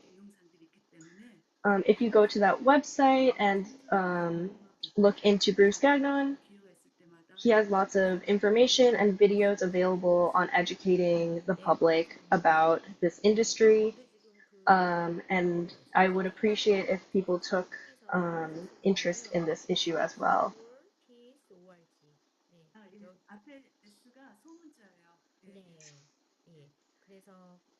여기에 들어가시면 많은 정보들을 아마 보실 수 있으실 것 같습니다. The moderator is stating how if you go into this website, you will find lots of information. The person who asked this question is from Jeju.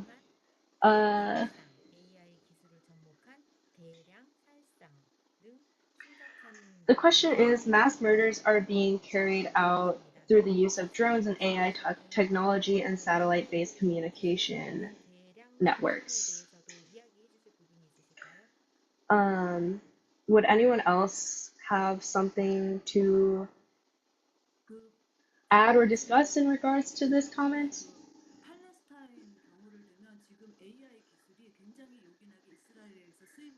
When we think about Palestine, it's a key example of how Israel has been using AI technologies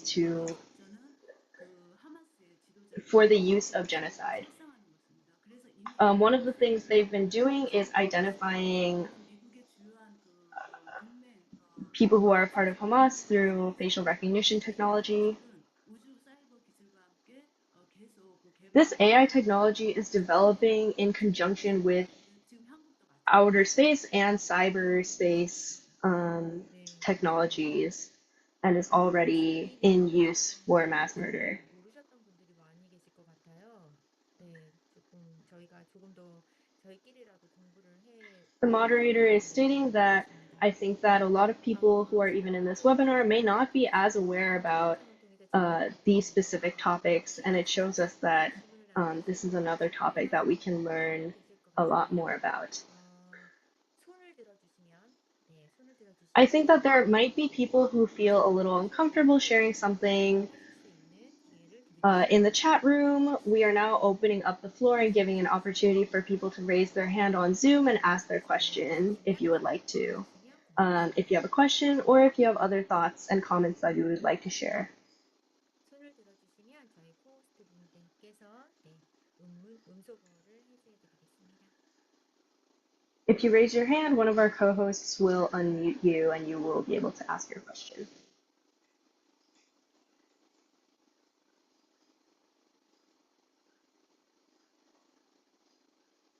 네, 그러면 질문을 한 가지 더 드릴게요. I will ask one final question. 제주 강정마을 같은 경우에는 지금 엄청 오랫동안 투쟁을 In a place like Jeju, Gangjeong village, the resistance and struggle has been going on for quite long. 분명히 이제 아마도 본인의 이거는 이제 사생활적인 영역도 있을 거고, 네, 이게 먹고 사는 문제들도 있을 것 같아요. I'm sure that many of these people have issues in just their daily lives, but also in surviving, eating, and thriving. 떨어진다거나 아니면은 어떤 함께 하던 분들이 이제 뭐 빠져나가는 그런 일도 생길 때. In losing energy or watching your fellow comrades leave the movement, 지금 계속 이어서 나가고 계시는지. how do you continue the resistance and the struggle? 투쟁을 하고 계시니까. 네, 어떻습니까, 제주는? What is it like in Jeju-do? While it is quite difficult,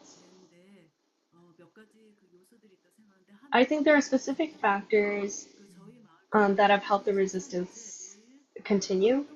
One of these is a community kitchen.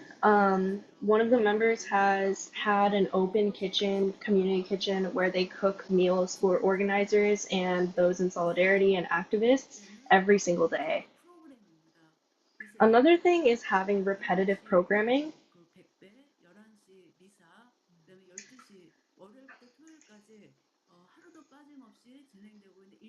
For example, having Catholic masses for peace, and having rallies occur regularly on a schedule and continuously.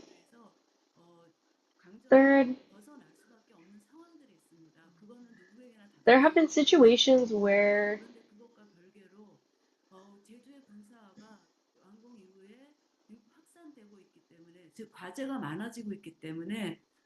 there have been issues where this issue has gotten or affected those outside of Gangjeong. As the Jeju Naval Base continues to be built and continues expanding, this is an issue that is continuously progressing, and I think that the resistance sees this and continues resisting as well. 관련해서 다음 카페를 만들어 내용을 공유하고 있습니다. 우주 군사와 There's another comment. The link that is in the chat is a chat documenting but also sharing resources for citizens of Jeju who are protesting, gathering to protest against the attempt to force the construction of Hanwha Space Center in Jeju. 우리가 이야기를 나누는 속에서 그런 답답함들이 묻어나오는 것 같아요. 하지만 그럼에도 불구하고 I'm sure that many of us have been frustrated being part of this resistance. However, it is clear that this is a struggle that we have to engage with every single day. 제주 Before we conclude, because there were many questions about Jeju, but are there any last comments or stories that specifically Jeongae Ahn-Kim would like to share? She mostly shared about the history in her keynote presentation, so if there's any other words that she would like to share with us.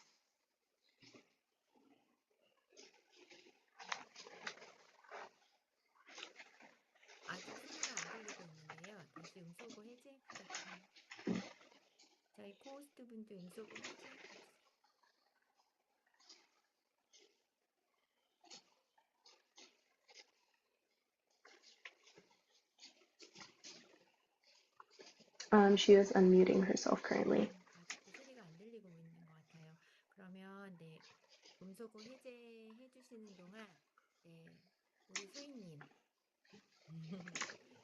We'll go to So-hee for a moment as we unmute Jeongae.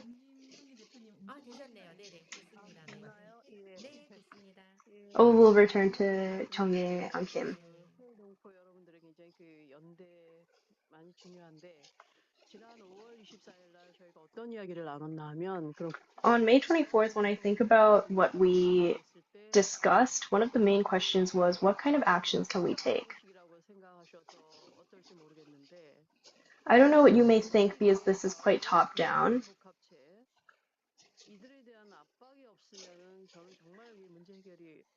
But without pressure against people involved in the U.S. Ministry of Defense or U.S. government, nothing will change.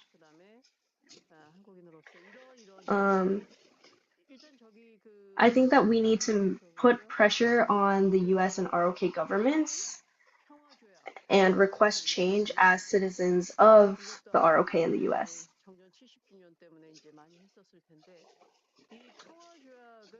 We mobilized probably a lot last year for the 70th anniversary of the armistice, and we need to continue that pressure that we placed on them then, in order to express that we want peace on the Korean Peninsula. That is one.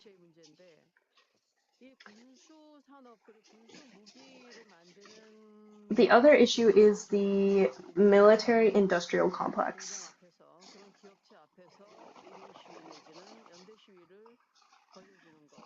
I think we also need to do one-man or group protests and rallies in front of these factories and companies that are manufacturing military technology.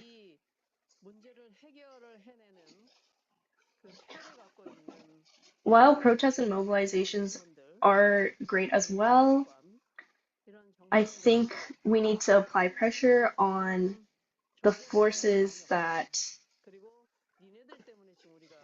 are directing this aggression. So the White House, Ministry of Defense, and make it clear to them that people on the Korean Peninsula do not want war and militarization.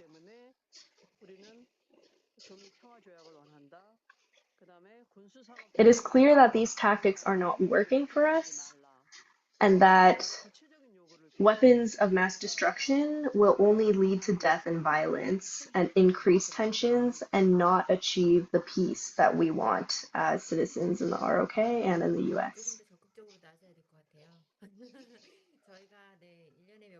The moderator is stating that we might need to act in a more aggressive way, perhaps. We run an advocacy week every year to take time with people in the government about peace and raising awareness about Korea. It's really frustrating because a lot of the Congress people and their secretaries that we talk to don't do their proper studying on the Korean Peninsula's history and current state of militarization. It's really difficult to hold high-level conversations and debates on the best methods for peace when we have to give them the basic history over and over again. 선생님께서 말씀하신 것처럼 좀 더 적극적인 공격적인 어떤 그런 발언을 못하고 고쯤에서 벗어나고 하는 Just like Miss Ahn-Kim said, I think our tactics need to change in a way so that our actual demands can be more in their face and we aren't sitting in meetings catching them up on history every single time. A question came in, so I will state that question. 무엇이라고 The 생각하십니까? question states, I think your perception of the US has changed throughout your long journey of resistance. What do you think is a truly, what do you think would be a workable, desirable relationship between the ROK and the US, ideally?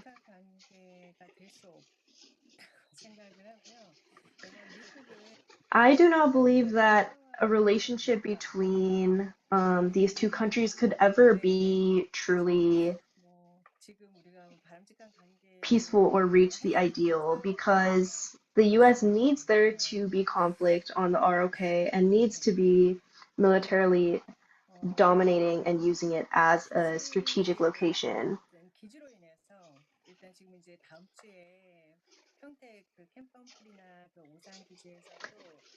To talk about bases specifically, for example, Pyeongtaek or Osan, military exercises and trainings will be taking place starting next week. This will inevitably lead to more environmental pollution accidents and other issues, but the mass media currently will not care about those accidents when they are occurring.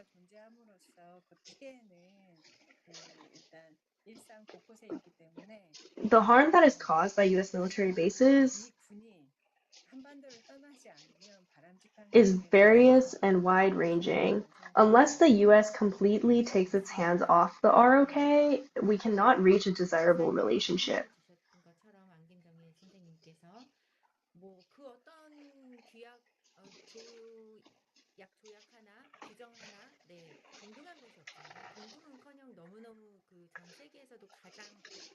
Like our presenter said before, some of our agreements are the most unequal in the world. There is no equality in the relationship between Korea and the US right now.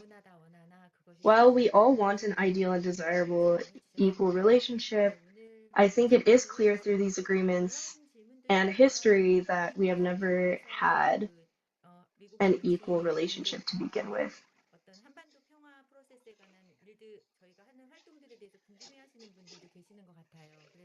I'm sure there are also people in this webinar who are interested in the work that we do and our network.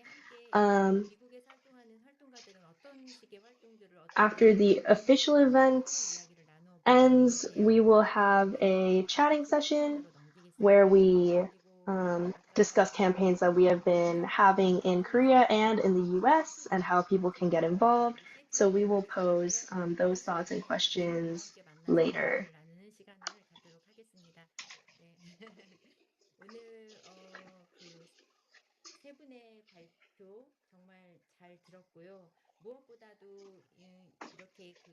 The three presentations today were amazing.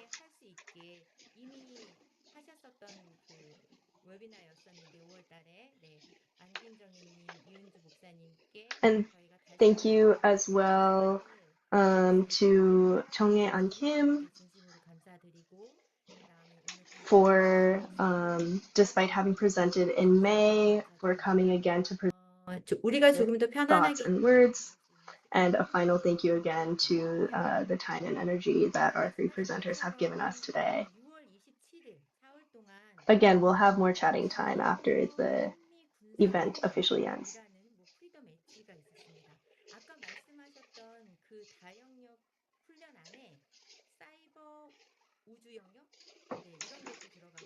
Within the joint military exercises that will be occurring soon, they also contain cyber and outer space military exercises, or the military exercises that have already occurred.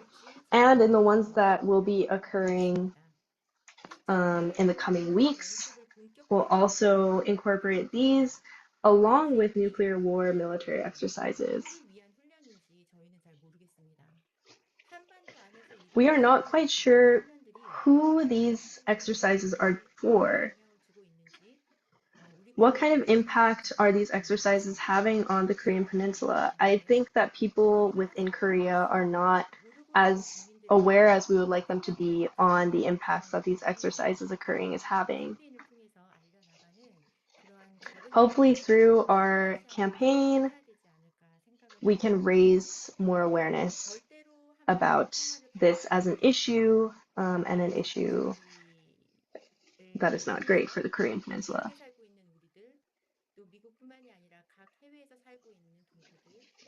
To those of us who live in the US, but also in countries outside the US, and who are fighting in Korea, I think all of us being in solidarity and coalition with each other is the goal that we have to achieve. We will not stop until peace is on the Korean Peninsula, and the strength of our coalition will be the way to achieve this peace in at least in a faster way day by day. I know we mentioned it before, but the campaign, if you could take a picture with those flyers that we posted, that would be great as part of our online campaign. Thank you so much for taking this time with us today to join the symposium, and thank you for the time that our presenters have taken out of their days to share with us. Please don't leave the Zoom yet. We will take a video together, or we will take a commemorative picture together. If everyone could turn on their cameras for the picture.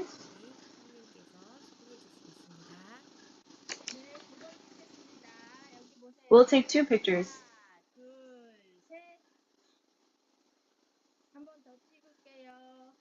One more.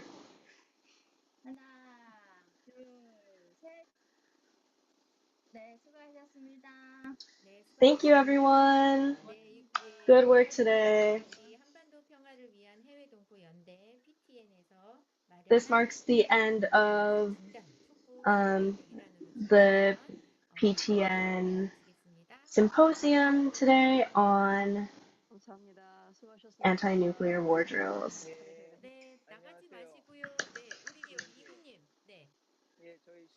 시초님이랑 행사하고 같이 끝에 인사드리려고 참여했는데 여기 시초님 계시고요. 안녕하세요. 예, 오늘 저희는 지금 여기 타코마의 지금 골든룰 프로젝트 행사에서요 반전 반핵 관련해서 they're hopping on right after an event and in Tacoma, Washington, and are joining on as they wait.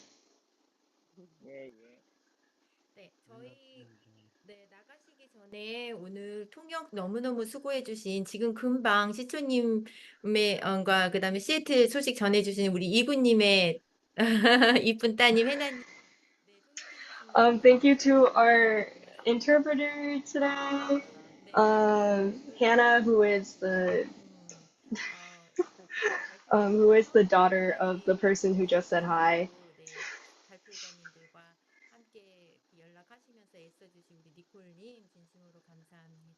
많으셨습니다. 고맙습니다. And thank you to everyone who helped organize this. Nicole Jung, as well as other PTN organizers, Danny Park, Iksu, amongst others. I think that we need to share some of 국방 안보 외교 관련해서 소위 재미 교포 등 한국 사람들이 정치인을 만나려고 할 때 실제적으로 만날 수 있고 그런 얘기를 직접 전달하는 게 가능한 상황인가요? 라고 물어보셨어요. I think there is an important question that that could be answered by our organizers. The question is, I don't know much about the political situation in the U.S., but is it possible for Koreans and Korean Americans to meet politicians and convey such information directly when they want to do things related to national defense, security, and diplomacy? Hopefully some of our organizers based in the U.S. can better answer this question. 그러면은 저기 두 분 다 빼고 그럼 저기 주연님. 주연님이 대답해 주실까요?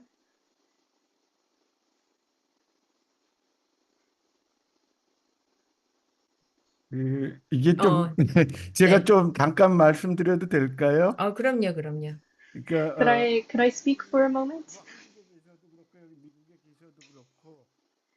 Regardless of whether you're in the US or Korea, 전 세계 그 전략적 개념을 가진 나라예요. 그게 이제 제국주의의 한 특징인데 한국 같은 경우에는 국가 안보 전략이 한반도 주변의 전략이에요. 근데 미국의 전략은 전 세계 전략이거든요. 지배 전략이거든요. what's unique about the US is that there's a Secretary of National Security. What's interesting is that in the ROK, these people would be discussing issues of national security relevant just to the Korean Peninsula or the very surrounding immediate areas. However, the US deals globally. 이런 게 있어요. 뭐냐면은 그 전문성을 축적하는 데는 그게 하루아침에 되질 않으니까 많은 기간 이 연구도 The expertise required to understand each of these situations and strategies is not something you can do overnight. It has to be done through many years and decades of studying. 한국 정부도 접촉하고 우리 저 재미동포 운동 단체들도 What's interesting is they do allow us to contact them. We do things like advocacy weeks and are able to meet with them, whether it's for 15 minutes or an hour. And tend to meet with people in the House of Representatives rather than the Senate. However, like stated before, we need to be able to bring a specific issue to them and have a deep discussion about those specific things. But however, the most we can do with them when we meet is ask for peace and discuss peace. And this is not specific or aggressive enough.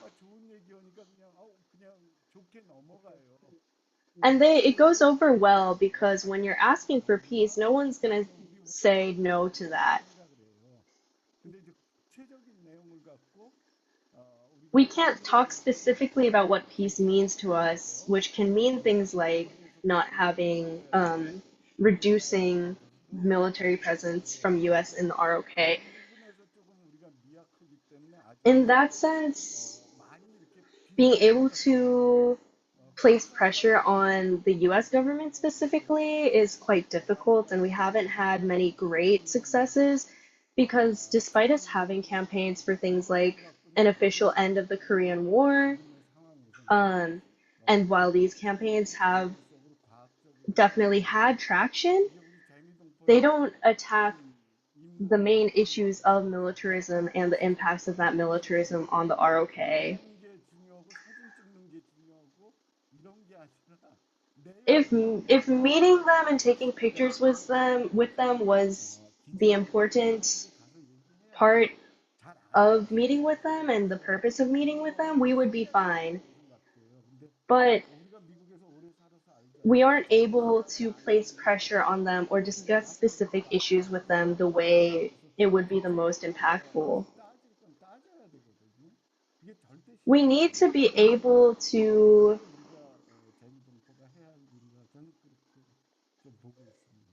not be so respectful with them and discuss just peace, but be able to talk about very specific things. and attack the policies that the US is enacting in the ROK. 차라리 군사 예산을 해외 군사 예산을 한반도나 동아시아 군사 예산을 줄이라는 요구가 지금은 굉장히 더 현실적이죠. 예. 상황적은 What's more realistic than What's more realistic and what's more effective than trying to get a peace declaration with the ROK done is to put pressure on them to reduce military funding or reduce expansion projects in the Asia Pacific militarily. Because a peace declaration from the US doesn't really mean much other than a piece of paper.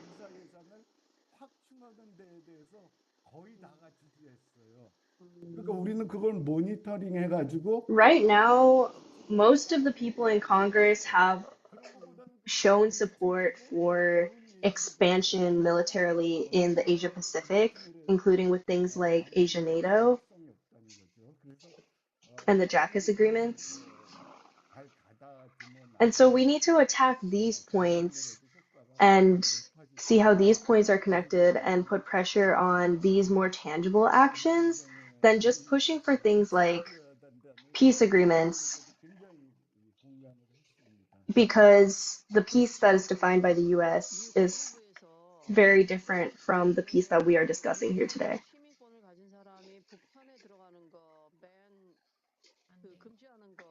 And about the travel ban to the DPRK, it is continuing, right? Yes. I also wish that we would ask and place pressure or place requests and more pressure on issues like this, on removing the travel ban. Since putting the ban on the DPRK, they have not shown any willingness to change their stance or remove the ban in the end. I think we have to make a point that the travel ban is a human rights issue and that there's no reason for them to be even blocking humanitarian aid. I wonder if a lot of us advocated for that, that would be effective.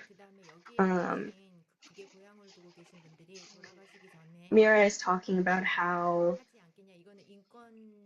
that is something that we tend to bring up in our advocacy weeks and something that we do push for in our advocacy meetings with people in Congress. That is one of the things that we have talked about very specifically. I wonder if, since it's a human rights issue, the UN would intervene. But then again, the UN itself has shown itself to not really be effective against the US expansions and militarism.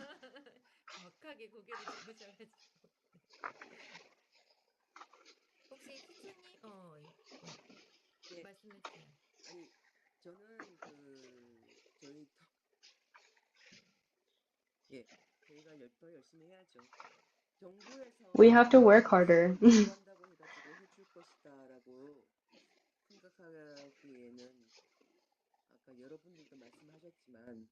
Like a lot of other people have said already, to think that requesting something and placing pressure on the US government would change something or make the US government value lives or consider the issue in a different way is very unlikely.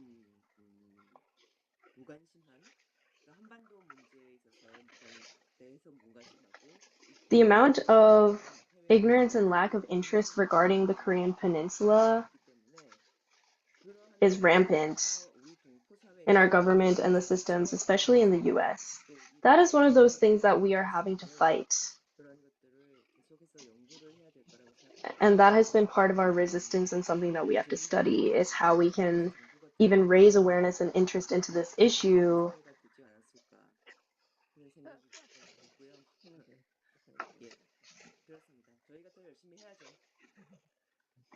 We must try harder. Thank you for all the hard work today. 우리 또 현진님께서 올려주셨는데 맞아요. 8월마다 리뉴가 되고 있는데 방북 금지. Yes, the DPRK travel ban is being renewed every August, and it recently got renewed as well.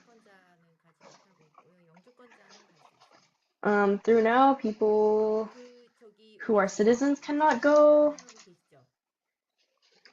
while people with permanent residence can, I believe. 일본에서 대만까지 100일이 넘는 반전 반핵 평화 항해를 한 그 아주 관록 있는 활동가라고 이야기를 들었습니다. 네. I've heard that you're a very active person abroad and building coalitions. I was an activist in Gangjeong village.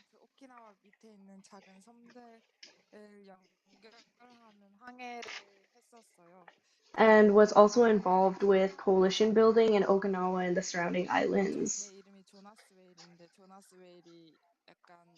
Our boat's name is Jonah's Will, and the inspiration for it was the Golden Rule boat, as it was a boat that had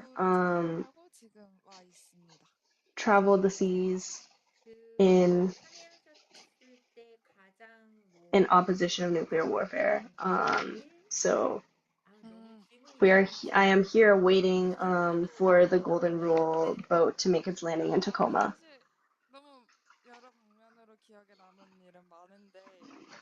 I've had lots of memorable experiences. When activists specifically asked me that question, I think what was memorable is that even on really, really small islands, there is strong struggle and resistance that exists. When we went to Yunokushima, which was the last island we visited in Japan,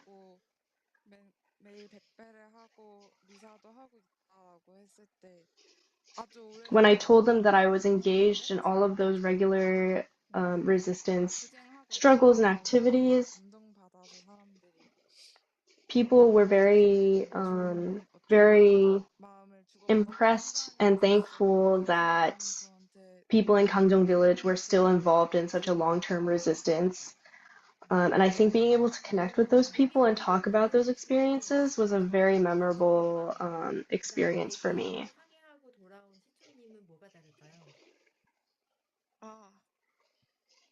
What is the difference between yourself that went before going on that journey on a boat and versus after returning?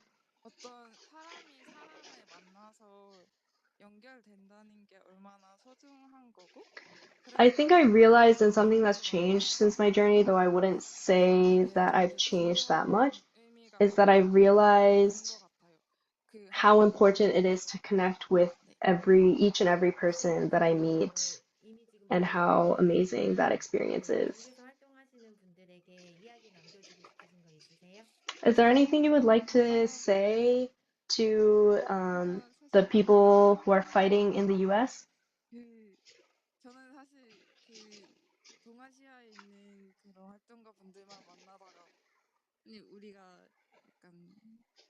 이거 다 미국이 우리를 침략해 와서 그런 건데 대체 미국 사람들은 뭐 하고 있을까? 약간 그런 궁금증이 있었고. Because I've only really met and connected with organizers in East Asia, we all have had the same question of what are people in the US doing when this is an issue that's so spurred on by the US? And why is it so hard to connect the movement in Korea and in Asia with the people in the US, and why is it so hard to coalition build internationally? Which is why all I have to say to you fighting in the US is thank you for connecting with us, and thank you for fighting alongside us. When are you going to go back? They say that they think they're going to go back a bit earlier than they would like, August 26th. Mira has said you can come to LA anytime you would want and meet with all of the amazing organizers also based in LA. 100일 항해가 우리 수초님에게 정말 커다란 그 활동가로서의 영향이 있기를 바라고 분명히 그랬을 거라고 생각합니다. 감사합니다. I hope and I know that your journey must have been very impactful in your journey as an activist. Thank you so much for sharing. 진짜 근데 부럽다고 해야 하나요? 네, 정말 의미 있는 일을 그렇게 100일 동안 다닐 수 있는. It's amazing that you've done such an important and significant action for the past 100 days. And I'm quite jealous of that fact. 분들 있으시면 네, 이야기 나눠주셔도 괜찮습니다. If